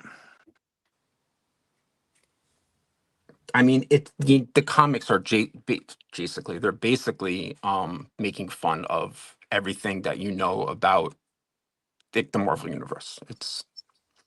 So they're not serious at all. They're fantastic. Cool. Except for the first series that was just like Steve Rogers having a secret Avenger squad that was really, really, really violent and did kill people. Was that all Steve's idea? Yes, it was Steve's idea. And I can see that. There can be a frustration with not getting things done. Yeah. They chose like the worst of the worst to say. Not a quote, not a person I wanted to quote there, but it happened. And the first iteration was like Black Widow, Moon Knight, Beast, and Shang-Chi, to my knowledge. Shang-Chi. And that was the debut of the Mr. Knight costume, if I'm not mistaken. Which I'm just a huge Moon Knight fan, so I know that. I've been speaking like I have a ton of facts at my fingertips, and like I don't. It's okay as long as you speak with authority. People will believe you. Well, these things are definitely true. The Moon Knight thing, I read once, but I don't know that I remember it from reading the actual comic. They just had a lot of great creators on those runs. As long as you have a phone nearby, you do have a lot of facts at your fingertips, though. Just saying. It's true, but my phone is the thing that is filming this, so it might be at my Oh. fingertips. But if I tried to use it, then I wouldn't be able to do much. That makes sense. Are you using like a laptop to film? No. No, I'm using my phone, but I've got multiple phones. Oh, I don't. I use a computer. Yeah, I want to do a setup like yours. It would make this a lot easier for me, but What's really good is I can have up to 4 cameras set up, and if I need to, I can just switch between them. you guys are so fancy. I have multiple phones. I could use 4 cameras. Well, I my other phone is for work, so I know. I'm just kidding around. I mean, I used to do a lot of streaming from in here for mask making and stuff. This was my old shop before we bought Dark Hour, so before I moved everything. So I mean, I Whatever. am using a iPad for the controls of StreamYard though. So I've typically have my one phone that I'm using as a camera, another phone that I'm using to look up reference photos when I need to paint, and then my iPad to actually run the controls for StreamYard. So a lot of things to keep track of. yeah, it would make a lot more sense for me to actually have a computer. But you know, I'm kind of a dumb animal. So Alexa, add pale purple to my shopping list. Got it. I've added pale purple to your shopping list. Okay. If I had Alexa, it would be just like my Siri and have an Irish accent. Hmm. Scottish.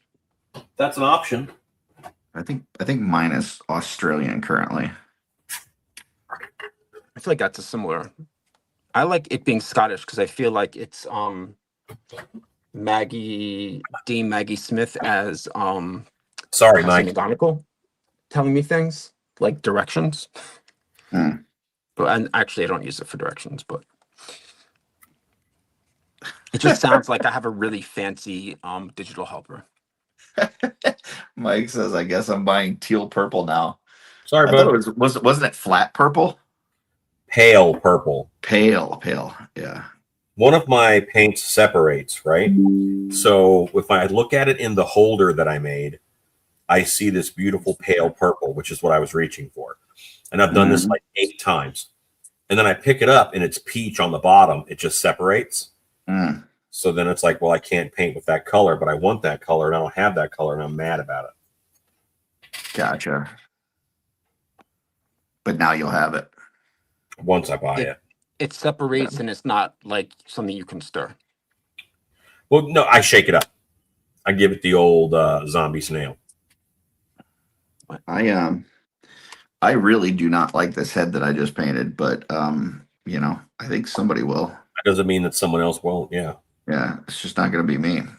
So I find that a lot of the times the things that I am the least interested in that I make seem to be really well received. yeah, really this weird. is, I don't know, this is just weird. Let me see it. I'm gonna stand up now. Can you? Yeah. Oh, it's got like an orange. Yeah. It almost looks like a eel or something coming off the top of the helmet. So I can see I don't that. know. It's the way Yeah. that my phone I think is still in low battery mode from earlier when it was poorly charged, even though it's charging now, so it's kind of hard for me to really see that. It looked nice to me, but Yeah, I don't know. It's not my style, but like I said, somebody might like it. How does MODOK kill people? he's a thing from his brain that he's got a thing around his head that shoots like lasers and stuff. And I think just random machine parts come out of his like torso. Does it hurt so it hurts their bodies, basically, not like their soul or anything. He doesn't have he doesn't like magic powers or psychic powers. So he doesn't break the rule, but he is weird looking. I had a dream once, and that MODOK worked with me. And Like at Denny's or like literally MODOK was just at the job that I worked at. I woke up, it was just, and I was working in corporate in a for a retail company, and we were right by my department was right by the like only copy machine that anybody could really use. And for whatever reason, because they were just like terribly organized. And, there's really small hallways. So Mara kept on trying to get from whatever department he was in to where we are to use a copy machine and just blocking the hallway. And somebody got really pissed off. And it was a person that worked with me in another department, didn't really work with me. And she yelled out more like machine design only for making hallways impossible to walk down or something like that, but had said the correct acronym before that. Mm-hmm. And it's actually one of the funniest dreams I've ever had. Hard for me to tell it right because I didn't have the acronym prepared first. I do But get then what my you're boss at saying. the time said she walked by to make a photocopy in real life, and he was like, "Oh, you were in Jay's dream the other night," and that was wildly embarrassing. Got But it. the dream about Modok blocking, though, majority of the dream was just Modok trying to like work in a normal office and blocking hallways and pissing people off. I think Did it's good that it's not just your conscious brain that is weird, but also when you're unconscious as well. So I mean, yeah, the dreams that I have that I remember are either horrifyingly like sad and scary or like that. I recently had a dream that I was saved by James Earl Jones. But the dream okay. started off with people in this community that I was talking to, and like I don't remember exactly who they were. One of them was Dirk, and I was like, "Hey, it's good to see you. You haven't been around a lot." And he was like, "Yeah," and I don't remember the conversation. And then I was on an island, and I woke up. I can't believe I'm telling about my dreams on the show, but and then like I just let's remember talk being about covered. I was covered in like bites from poisonous creatures, and then James Earl Jones was there, and it developed from there. He saved me. And took me to a place to heal the wounds. There it. were like insects and stuff that bit me. I have a question for you. Sure. Did your attitude or demeanor towards the lady at work who yelled at Modoc change in real life because of how she behaved in the dream? Like, did you No. like her more because she shut down Modoc? No, I don't know that it was funny in the dream. Didn't change how I felt about her in real life. I don't know if I've ever really spoken to her. Did you have to explain But she who knows that Modoc you was? dreamed about her. Yeah, totally. I mean, I had a slight office crush on her, so it definitely made it worse that he said that. Mm. You guys know so much about my life right now. How many people are watching this live at this moment? 12. Great. You Your guys are all secrets are friends of probably mine now. very safe. Unless any of them are like Purple Gang people. That's true. I didn't hear what you said before that. I said your secrets are probably safe. Yeah, I mean, they're not secrets. I don't have a ton of shame. It's one of my worst and most endearing qualities, and I call it an endearing quality, but I'm making that judgment about myself, so really it's not necessarily true. Alan feels like people should have more. Shame. More Yeah. shame? Yeah. In I general. have a ton. I know. You said something about rabbits earlier, and that was the other funny comment I made, that and you said something about rabbits, and that was king shaming. I said that sounds more like magician shaming. It did. It did sound like magician shaming. I say that I don't have a lot of shame. It's not true.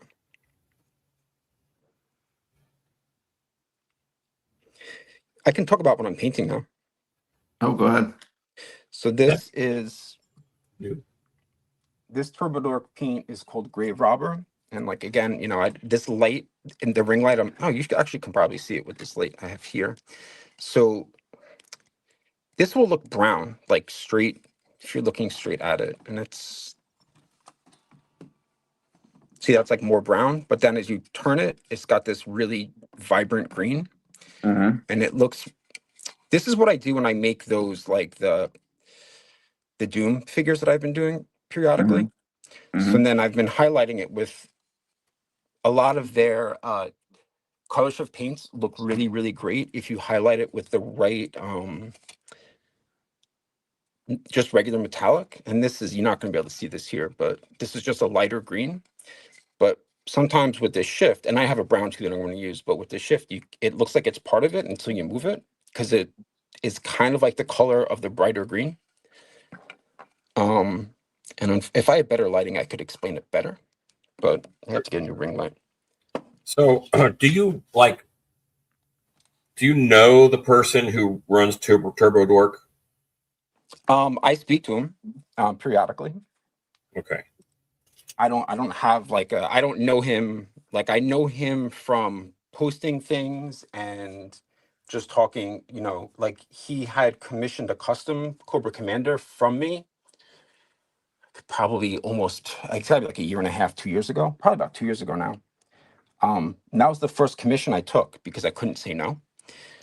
Yeah. And because I still get very anxious. I'm less so, but there's an anxiety I have about making something and having somebody take it. And because I paint an entire figure, right? So like there's stuff with joint prep and all of that I think a lot of people who do customs really are just matching. And then there's, You are still in big end, just so you know. Oh, yeah, yeah. no, that's fine. I'm standing up and watching. So like a lot of people who do customs will only paint, they won't paint like legs or something. They'll just match and do the head in certain parts. But I do the entire thing. So the anxiety I have is like, what if somebody moves it and the paint comes off or, whatever. So that's why I was kind of anxious about doing this, but I couldn't not do it. And then he has that on display at every single one of their conventions, which is amazing. But yeah, like I have a good relationship with them as a painter. They have the first line of new paints coming out soon. They haven't released it. They do it like in a batch. They'll do like maybe 6 or 7. And shit. I'll get those, like something like that. He'll send me in advance to kind of just like use. So that's cool. I get free paint from them. That's about it. That's cool. I was hoping that you did, because you are a very good spokesperson for them. Thank you. I don't do it. I really don't do it. A lot of people said that to me before before that happened. I think he wanted to pay me for the custom, and I said, I'm just gonna buy paint. Like, can I just get like paint instead? So he's like, sure, I'll give you a one-time code. And it's just like our relationship. We had chatted, like certain things I make, he'll like, there are certain colors that are his favorite, I think.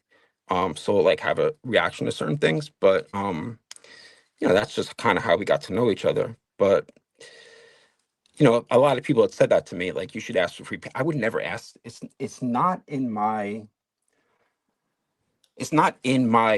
personality type to feel entitled to something, I guess is the best way I could put it. So, eventually he just offered it, which is, it's more, I would prefer to have something like that happen to me that way anyway. I think it's more meaningful, but I do it because I love the paint, because I really like obviously painting things that are kind of odd, weirder to look at. It's just, I really love, I went to a lot of art museums. I really love I used to go to the Museum of Modern Art all the time, and I just, there are certain things that are super vibrant and kind of like psychedelic art that I've always really loved. So I don't mean to sound pretentious at all when I say this, and I hope I don't, but like I just enjoy bringing that into making customs, and TurboDoc really just allows you to do that. Yes. Without being too gimmicky about it, if you're using it right. When I was first using it a lot, I feel like I was using it more gimmicky in the sense that the custom was just covered in one paint, and it was like, hey, this is crazy looking. But now that I've gotten to the point that I understand what paints work together, so on and so forth, it's kind of a tool more than anything. It's the end of my thought process about that, guys. It Gotcha. really, when you do the Zenithal stuff with it, it really pops. You have one of those. When I sent you Mhm. those paints, you have, I think, Fey Wilds, Mhm. or you have Bubblegum Crisis. I don't know. I know I've got the bubblegum one for sure. Yeah, the Bubblegum one is a gold and pink. So the gold is gold over black, and when I use that one, so all of those are meant to be used over white. A lot of the ones that have pink, I use pink rather than white, because the pink is a kind of pale. The only one that I'll do and just use white is this one Romeo and Juliet that I've been using a ton. That's like the pink and purple stuff. Mm. Mm-hmm. But those paints are great because, I forget if opaque means it doesn't have great coverage or vice versa. It But depends if you're talking about light or paint. paint, Paint, opaque is solid. right. So TurboDark paint is very much not opaque. And so when you are It's hand painting it, translucent. it's very translucent, right? So hand painting it requires so many layers, and you have to be really careful about how much you thin it, and so on and so forth. So like, it's one thing to do highlights, but it's another thing to paint and section out something on a figure. So the ones that are they're called Zenishift paints are great because you can just base coat it in different like white and pink and black, and then spray paint the entire figure, and or airbrush. I use an airbrush. So and then you can get a really great result, and it's a little bit like cheating, really. But I hope that they have more of those that they're coming out with. Your work is Those very paints are- unique. I can look at it and say either Jay painted that or someone copied Jay and painted that. I don't think that I would never think about it as copying. But That's thank a you. testament. I try to advocate that people use it. It's just a little bit, it's easier if you have an airbrush. And I don't mean copied in a bad way. I mean influenced. I know. I don't know if I appreciate that. What was I about to do? I might have to call my daughter and hop off. All right. I'm down to one head left. All the rest are finished. So I've moved on from my Kraken, which is finished, to Upla the Mock. I've just Blake's been here. painting lines on this one thing. Blake just So- popped in, says hi everyone. Hope you're having a good Sunday. So, buddy, You as well, sir. Oz did a great job of pimping the Northwest Mythics meetup last night. He gave a lot Man, of I wish I could go to that. he gave a lot of It details. sounds like it's going to be a ton of fun. Yeah. I have always wanted to go to Portland. I've been to Oregon, but not Portland. I've been to Oregon, but not Portland. I've been to Salem for a haunt show. I don't remember where I went in Oregon. I was young, but it was beautiful. There's a national park there, right? I think. The whole place is like a freaking beautiful forest. Yeah, Old- he old was saying it was like forest. Lord of the Rings. Moss On everywhere. Friday. Beautiful. Yeah, I also want to go to Portland because the music scene is just like I grew up on so many bands from Portland. I don't know. It's not that's a 90s thing more so, but I'd have to be careful because I have a lot of friends already with green hair. So with green hair. yeah, from work mostly. If I see someone with green hair in public, I assume they work at the haunt with me. I don't know if there are a lot of people there with green hair. Not sure. There are. And the I'm faded sure if blue. you watch an episode of Portlandia, you'll find out because I assume that's a documentary. Yeah, probably. Yeah, I'm sure. I love that show so much. Do you have to check on the well-being of your child? Yeah, I'm gonna go do that. This was fun. I'm glad I hopped on. Everybody enjoy the rest of your Sunday. Yep. You have a good one, man. You too. Later on, we can argue about the Muppets. I can't wait. Bye.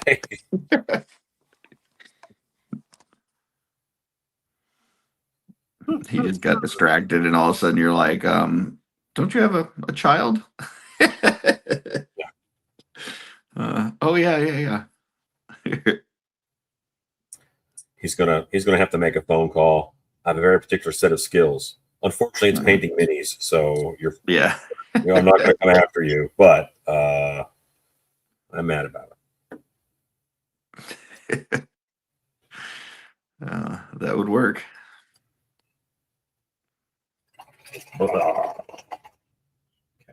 Exactly.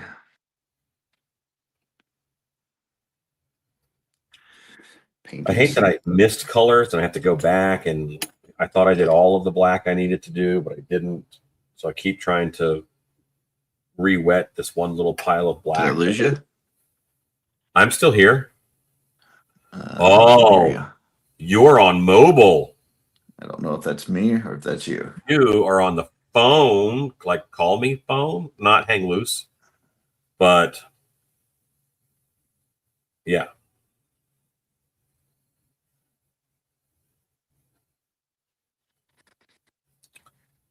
Yeah, Curtis, I lost sound from you, Alan. I don't know if that's me or if it's you.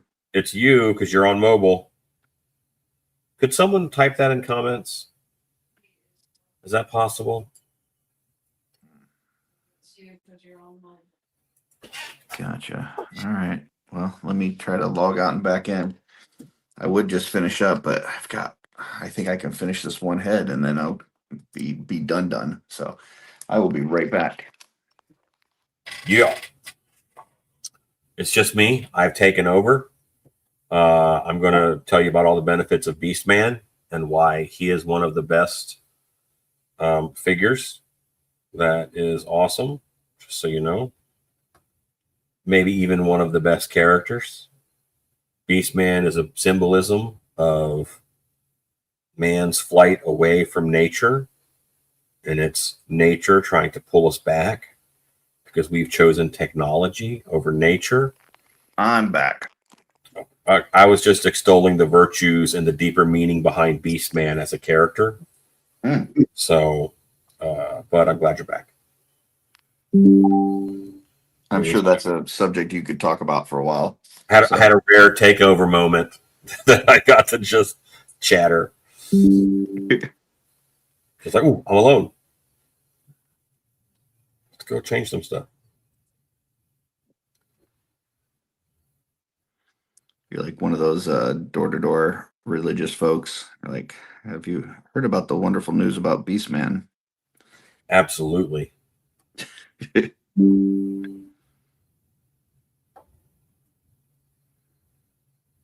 Let me educate you. I think I'm down to eyes and teeth on this.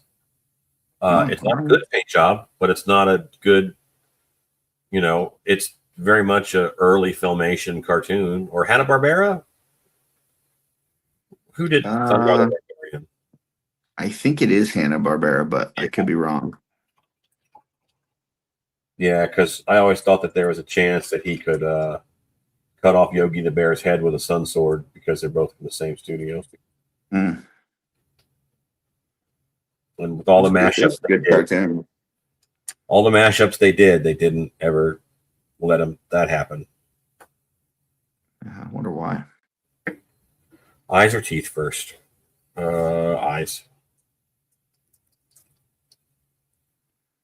Yeah, I'm more of an eyes first guy. Ruby Spears. Okay. What now? Ruby Spears might have been the studio, or there's Britney Spears, Ashley Spears, and Ruby Spears.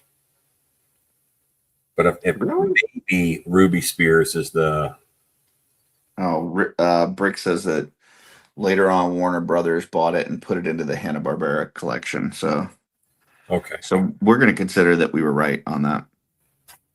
Yeah, I did definitely saw him standing in a group shot next to Yogi the Bear.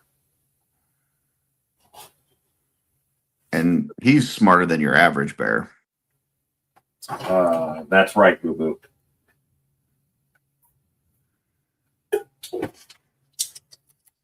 Let's go steal some picnic biscuits. If you watch me work live, half of the time you spend is watching me look for the thing I just set down. I was just holding that. Where did I put it?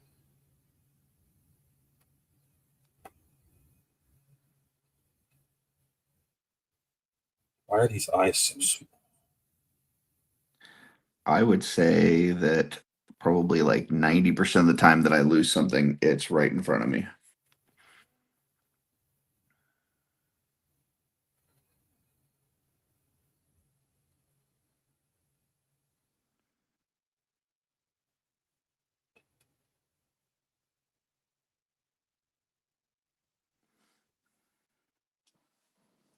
I did not sculpt this Ukla the Mock head, but it is sculpted in a fashion that I would sculpt it.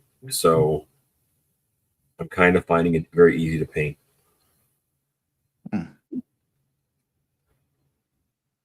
Probably would have attracted you to it in the first place. Yeah.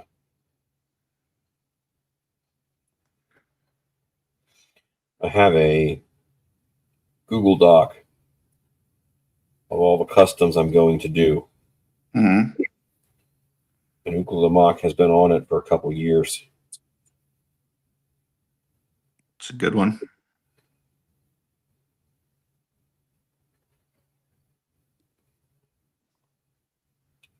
What's your plan for the sword? Oh, I'm only doing Ukla. Oh, I thought you were going to do the whole. Okay, gotcha. At one point, I was. I would probably Perry, who is another troll maker, and well, he's a customizer, but Oh, yeah. turned me on to UV light curing putty, which is clear. And so I would probably make the sword out of this. Just the handle. Right.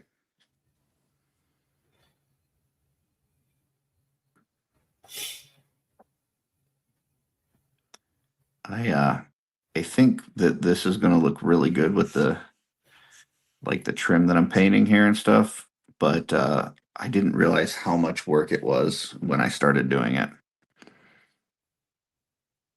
I was like, Is oh, that why just you paint. said, "Oh, I think I'll be done in a minute"? Yeah, I was like, oh, this will look good with this painted gold, and then I'm like, oh, but if I do that part, then I got to do this part, and if I do that part, then I got to do that part, and next thing you know, I'm trimming everything in gold. So yeah, but it will look good. I think it's just going to take a lot more time than I wanted to. I'm probably going to use an Andre the Giant body for Ukla, although I may, because the scale with Origins, I may go with a Animal Warriors of the Kingdom body, which is a little lankier than he is, but the height difference is really nice for an Origins figure. When you say Andre the Giant, are you talking about the Origins crossover Andre the Giant thing? Yes. Gotcha.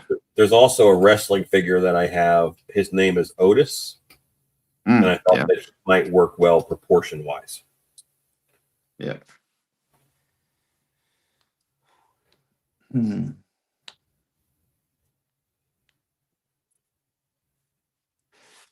Brick says just dropped off kids at a local gaming shop for their D&D session. Talked to folks about Mythic Legion RPG. They hadn't heard about it. There you go. That's cool.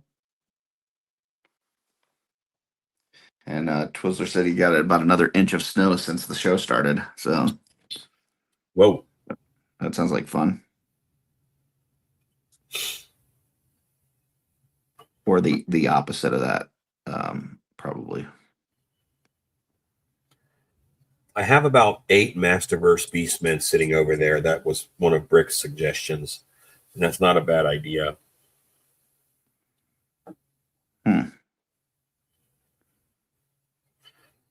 Yeah. Try to contain my surprise of you having a bunch of Beastman figures just laying around. I have a rather large amount of figures that are not opened, and they're just for fodder. So eventually, I will use them for stuff. But that's probably not until the big train set gets built. So, Curtis, it's snot bubble time. Okay.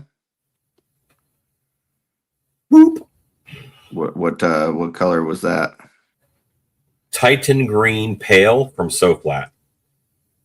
Gotcha. I like it for eyes and teeth. Because if you do them in white, it's just too bright. Yeah. So.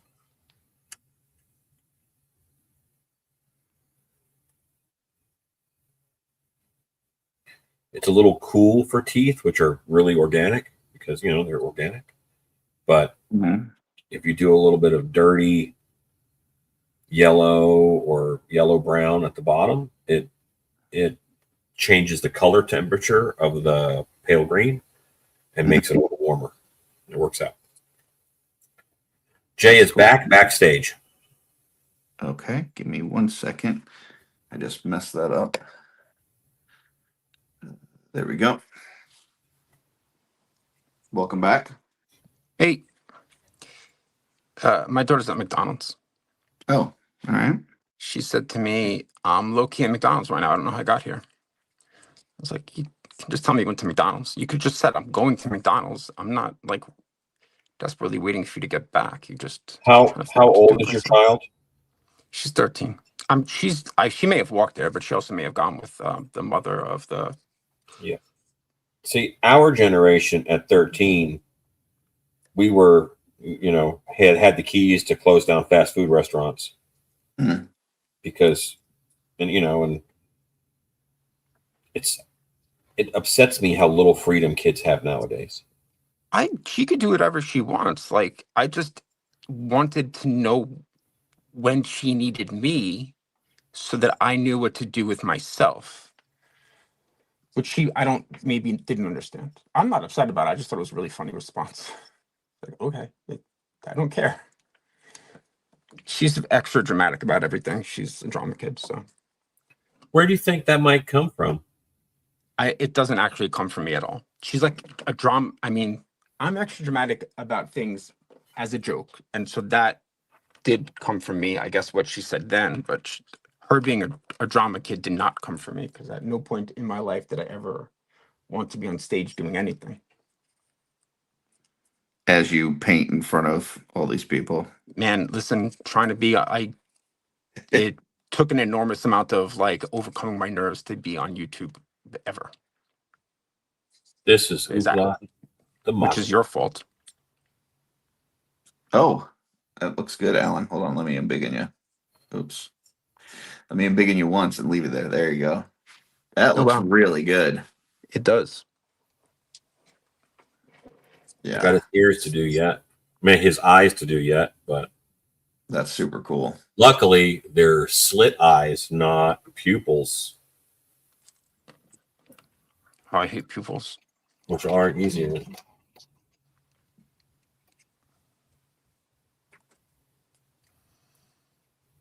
One of these days, on this show, I'm just gonna wind up having to take my camera to my phone to the airbrush station because so much I need to paint with the airbrush that I'm just kind of searching for things to do now. What kind of a mount do you use for your phone, Jay? Just like I have a ring light that is horizontal. There's just a mount, like a clip. Gotcha. I don't know. It's like whatever the thing that comes with ring lights is. Should I have something better? No, I mean, not necessarily. I'm not necessarily thrilled with my setup right here either. That's why I just am asking. Oh no, my setup is brutal, and it's very low. There's no space here because the desk, I have drawers here.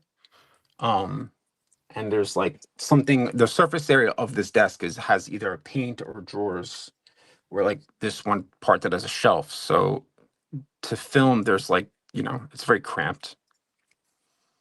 Oh crap. That didn't sound good. No, No, it's fine. I could fix it probably, but I just find it's frustrating when regular acrylic goes over something I did in Turbo Dork, or really anything with the airbrush, because if I choose to do something with an airbrush, it's for a reason, and Mhm. that means that I don't want to go back over it with regular paint. I could fix this, but I'm annoyed. Yeah, that's all of what I've been doing today is like trying not to screw up the stuff that I did with an airbrush. in my process, airbrush happens last. So I've been working on changing the process that I have because it creates so much of a problem for me to do everything with an airbrush and then go back and do detailing. So if it's like I want to do, say like it's a knight and it's got a helmet, and I want to do the helmet with, I mean, it'll be a metallic, then I do with Turbo Dork, and sometimes masking off the face doesn't always work great.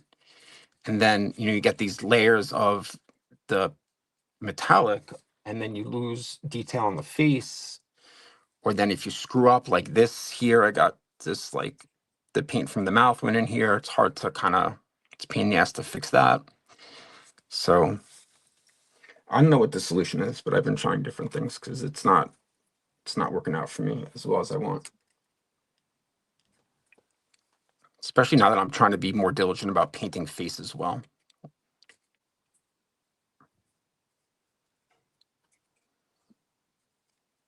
Clearly that was fascinating by the dead silence that followed.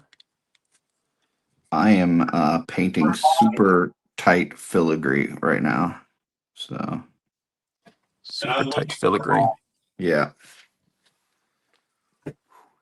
So I was like not even breathing, much less able to talk.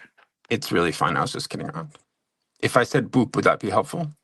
It might have, but I've just gotten past most of that really, really detailed stuff. So The boop was my favorite moment of watching this on my couch because it seemed like I wasn't there, so Alan was just being ridiculous in my place, which I wanted to call him out on at the moment, but I couldn't because, you know, I wasn't really. There was a I lot for think me to comment on going on. I think maybe he just hasn't gotten a lot of sleep this week, and so he's a little extra silly. Well, that is why I'm like this a lot of the time. So there you go. That could be very fair, what you're saying there. Boop. I might go with Keith Lee as a body. Check the size. Nope, head's too big for this body.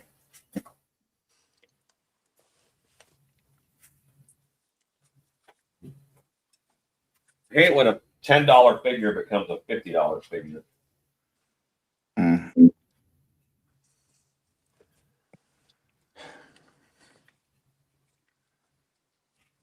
I hate respecting the process. Because this looks like such trash. I know it's going to get better, but I don't know. I have to put it to the side.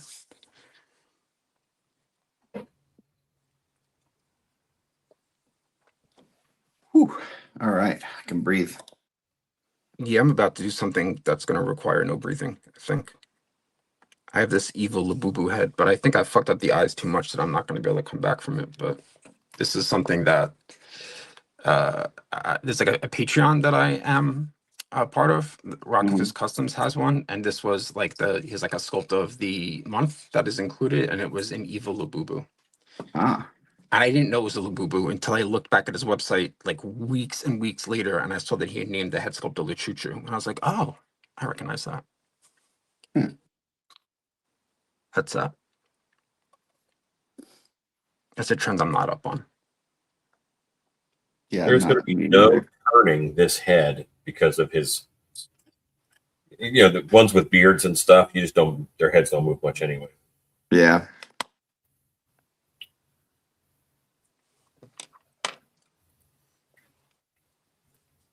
Try this. I think after this, me and the wife are going to go eat, and I'm excited about that. It sounds Very good. cool. I could use some food. Actually, I have leftovers from yesterday that are my child's, and I think I might eat them because she never came. She didn't come home. She's at McDonald's. It's chicken and waffles. I mentioned that earlier as an ice cream flavor. That's true. You I did. heard that. Yeah, a lot of those ice cream flavors that you mentioned, I think I've been to places that had them as options. I'm not one to be. Every ice cream that I ever want is just the one that has the most chocolate in it, like chocolate syrup, chocolate fudge, chocolate brownie chunks, chocolate chips, like all of those things, and dark chocolate ice cream. That's what I want. I don't want to experiment.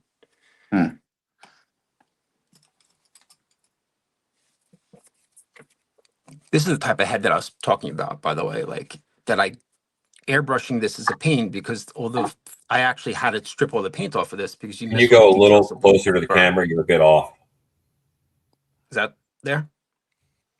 A little further away from you. There There you you go. go. Yeah. So it's a great head sculpt, but you know, Is that like a space baboon? it's a space bear. Oh, I love it. Yeah, shit. I got it from Borderland Horde. They have another space bear that actually is probably cooler. It's definitely cooler, but I gotta find it. Yeah, I mean they couldn't just have one space bear. That'd be ridiculous. They had this, and I think they liked it so much they gave it a brotherly. Bears in I know that one space. came out later than the other because I remember seeing them post it. This is the problem with the drawers in the game right here. So this is the other space bear, which has lasers on the top sides of his head. I mean, why wouldn't he? Yeah, well, of course. I mean, if you're gonna make something cosmic, I think you really just got to go all out. Get some bears with lasers on their heads. Mm-hmm. Freaking lasers.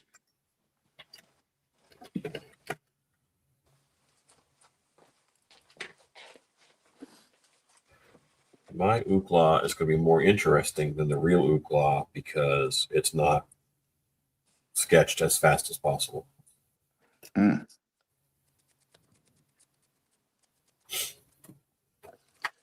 I'm just gonna dry brush this in a metallic and say screw it. Oh, maybe. Oh, too late. I may have the Ookla formula here. Let's see. I don't like how that arm fits in there. Why are you not fitting with what you did? Well, that one took a lot more time than I wanted to, but I think it came out pretty good. Pretty good. Hold on, I'm gonna step away. So it's gonna be a blank screen. Boy, That fell, by the way. I'm going to be doing my first attempt at cooking lobster tail today. So cool. we'll see how that goes. Picked up some from Sam's and I'm gonna try to air fry it. So we'll see how that goes. So Ookla the Mock wears boots and briefs. Mhm. Yeah, Andre the Giant has boots and briefs. come on. There I we might go. need to get some regular Andre the Giant arms. I don't think these arms are a little weird. His arms are long, but not touch the tops of his boots long. I can't remember his boots. Were they lace-up boots like that? No, I'm gonna sand these guys and put some clay on them. What were they? Were they like cuffed boots or what? I can't remember It what has his a boots look split front toe. They're almost like tabby boots, like. but they're like Frankenstein mixed with tabby boots. Gotcha. I can't even picture that.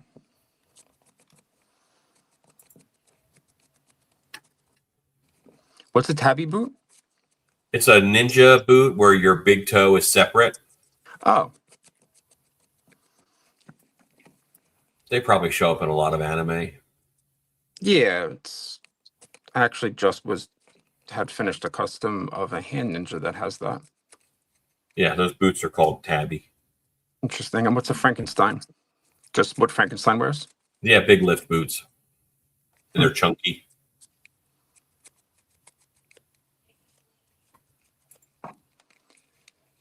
Yeah, and they're very plain Jane, except for the split toe. Split toe always is funny to me.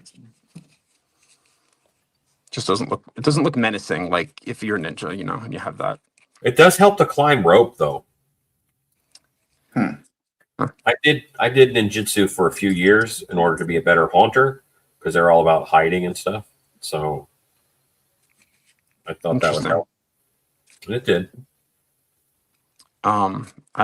The idea of that helping climbing rope makes my toes very uncomfortable. That's because you have normal, like regular people toes, and you haven't developed your toes. I don't know how to respond to that, so I'm not going to. Well, we use our bodies differently than they did when ninjas were more common. Uh-huh. You're saying that ninjas are not common now. I'd say they're less common. And What my about dog, like Storm Shadow? And I grew up under the understanding that there were lots of ninja commandos out there, which apparently means ninjas with guns. that's The coolest true. types of I was ninjas. referring to normal, like day-to-day, like occupational ninjas, not character ninjas. Right. So like actual feudal times. Right. I wonder if it'd be cooler to be a ninja or a samurai. Oh, samurai. Well, samurai have more authority, right? Oh, 100%. Who's in charge of the samurai? The shogun? I know more of this than I thought as I speak, apparently. Did he leave? No, I won't have an answer. I don't know. I'm pretty sure that I it's a shogun.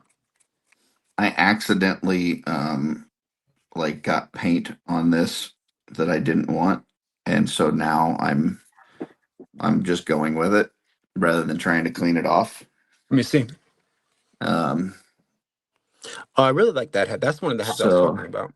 it was not supposed to have gold on it, but my paintbrush hit it from another figurehead that I was working on, and now I'm just kind of like going with it. So That head I just dry brushed when I did it because it was easier, I guess. I just totally knocked my shoulder into the ring light there. There's a lot of interesting hidden detail in that one. That one, and I actually have it right here because this is broken. There's another one that's like a weird rock head that is from Wolf King. Whoa, I almost dropped it and broke it more. But this one, that again I almost dropped. oh yeah, Those two kind of in my head are like slightly dragonish. Was that a rockish. blue dragon? Yeah. You didn't This paint one it purple? Like No, Lockheed?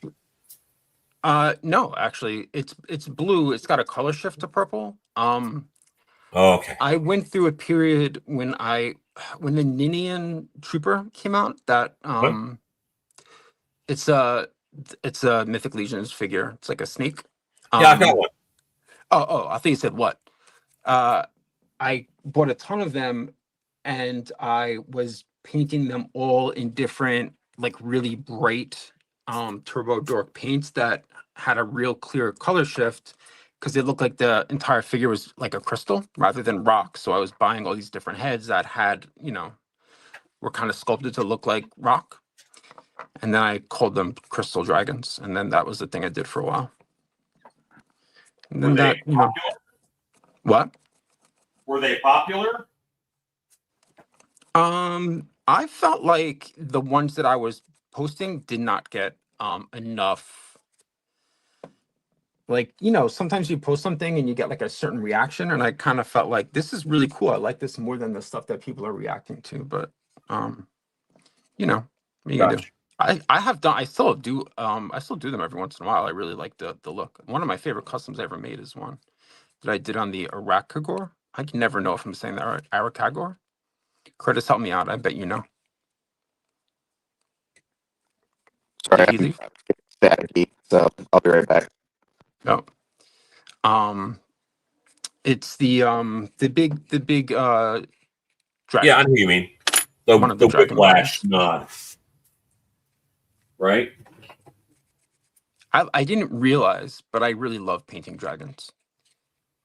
That's something that I learned when the Ninian Trooper came out. Oh, yeah, I broke the heck out of that. Okay. Well, he didn't have much head movement anyway. I'm looking at Sabretooth's body for. This is one of the. What is this company? Diamond Select Sabretooths. And I thought his body might I be feel like good. it's very possible that my sound died. This guy. I'm talking. This is me showing that I'm talking. Staticky. I'm talking. This is my hand showing you that I'm talking. Yeah. Everyone's on their phone, so they lose sound sometimes. I like this body, I think. He has very clawy hands, which I don't mind. I got this. You'd be shocked to know that I was going to make a Beastman out of it. Already has a nice fur yoke. Had a forward pointed head. And I thought he would make a good Beastman. Here is a Beastman head. He'd be okay on there, but could this be Ukla the Mock? And I would finally have a use for this figure that I bought many years ago. I think that's what we're doing. Okay, Still can got you hear a little me? bit of- Because I Yeah, haven't heard Alan. I'm still here. yeah. Alan's there, so I I'm think on we're a starting to have some issues. But I heard Curtis say all right. can you hear me now, Jay? No, Jay can't hear us. I love StreamYard.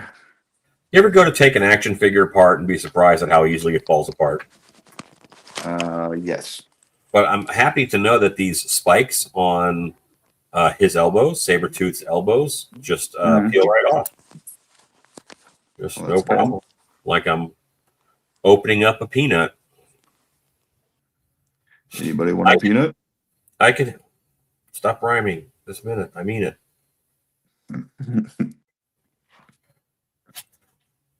Yeah, this is going to be his body. I've decided. Very cool. I'd like to save this yoke that he's got because it's a fur bit and it could be used on a once and future Beastman. All right. I am going to start showing off the stuff that I've got because we're wrapping up here. So here's my Mind Flayer. Got that finished today. And then this one was not supposed to have gold on it, but I accidentally got gold on it, and I just kind of went with it. So, so there's that. You dropped in a wet palette. No, I just accidentally hit my brush on it when I was moving around. This one I just painted in the black on the face mask, and then did some like copper rivets, which probably not able to see there. That guy looks cool. And this one I finished up. Actually, the boop helped me with the eyes here. Great. So let me try to. Want to give you a solid booping? Yep. Let's see if this. That helps a little bit, I guess. But yeah, so that one, I think that one came out pretty good. Then finished off this one. Nice. And did that one. Nice. And then this one that I don't really like, but I'm sure somebody will. He looks a little Mardi Gras. Yeah, yeah. And then this guy. See, my instinct would be to black wash those. And then the last one I did was this one with all the filigree. So it was a lot of detail work, but I think it came out pretty good. So colorful. Yeah. So that is everything that I've got for today. Next, we'll go over to Alan. You did way more work than me, Curtis, today. I was much more productive than I normally am. That's true. I painted this head.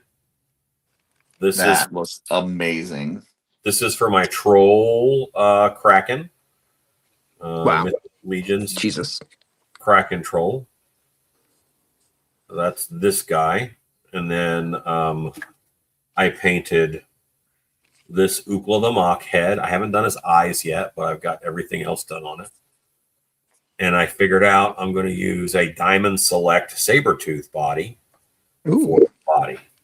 Oh, yeah, that looks good. Oh, no, I've got to Cool. cut off this head nub. Oh, the hands look perfect for that, too. Yeah, and I'll be able to split the toes a little bit and I'll sculpt the boot tops around here so it looks like his boots. That looks like the perfect body for that. It's I pretty love good. it. Yeah. And I Very got the nice. fur thing off Sabretooth that I can use for, guess what? A beast man. A Beastman! Yeah. All right, Jay, let's see what you got. I wasn't even sure if I was back on. So I did kind of off camera, probably. I'm not really sure. I did this gun. Oh, that's This nice. is for a rock and roll tribute that I'm working on. And so this is two different paint. It's a bunch of different Turbo Dog paints. This is I'm trying to use this light I have to the side, but this is from Toy Forge, that extension. And then I have, where'd I put it? Oh, here it is. I have stuff This, in Forge. which is just like, I just did that, some green highlighting that can't even barely be seen. And then I did the bullet casings and then I'm now working on this bear. And he'll be like some sort of army-ish space bear. And I did other stuff, but I guess it was just like little bits and pieces, like this dragon mouth that I'm not even going to show. It looks I it's a love mess that. right now. The bullet casings on that vehicle. That looks cool. Thanks. I wasn't sure what to do because I was going to paint them all silver, but then I remember that generally the thing in the middle is like storage. I'm going to have to do, I think, a brighter silver than this one. Mhm. But I just didn't feel like that bottle's across the basement. I didn't want to go get it. So Very cool. All right, Jay, what else you got coming up? I got nothing that I can Got think nothing. All right. Alan, what about you? Later tonight, I am on Brick's show, News, Needless Ephemera We Saw. So I'll be on that later tonight. And then Monday shall be a day of rest. Beautiful. Tonight I've got Shooting the Shelf. We've got Brian Lynn on from Carver Customs. He's going to be talking about CarverCon, and he's bringing some friends with him that will also be at the show. And I think we're going to have a giveaway or two. So be a good time to tune in tonight. He's revealing the group project, right? Yes. Yeah, Yes. good. I want to see what that is. And then tomorrow we are going to do a live episode of Allegiance Quest. So we had just started a new channel. So the new channel, if you go to YouTube and it all in one word, no spacing, you do at Allegiance Quest, you will find our new channel. And we do have enough subscribers to do a live. You have to have at least 50 subscribers. So we'll be doing it on there, but I think we'll also be dual Whoa. streaming to the Off-World channel as well, just to kind of direct people over because that are used to the Off-World and don't know about the new channel yet. So yeah, that'll be fun. Later this week, I've got Explode a review on Dispatar that I did that I'm working on editing right now. So that should probably be dropping tomorrow for members and then Tuesday for everybody else. And then I've also got a video that I did on lighting up the torch from Dispatar. So that should be dropping later this week as well. So, and then Friday I will be at Muskecon. So no live mail call, but Blake and I did record one. So there will be one that'll premiere on Friday. We just won't be there live. And a little something special on that. There's a first look at a new toy line, we'll say. So I got an advanced copy of some from a new toy line, and after the mail call the following day, I will actually have an exploded review of one of those coming up. So Cool. So a lot of stuff coming up this week. So stay tuned. And we will not be back next week for Customizing Studio because I will still be in Michigan. And no Mod Squad next Saturday morning because we will be in Michigan as well. So Alan yeah. paints alone. There you go. But yeah, thanks for everybody for watching. Jay and Alan, thank you for jumping in. Appreciate you. Of course. Thanks for having us. Yeah. And until next time, folks, keep creating.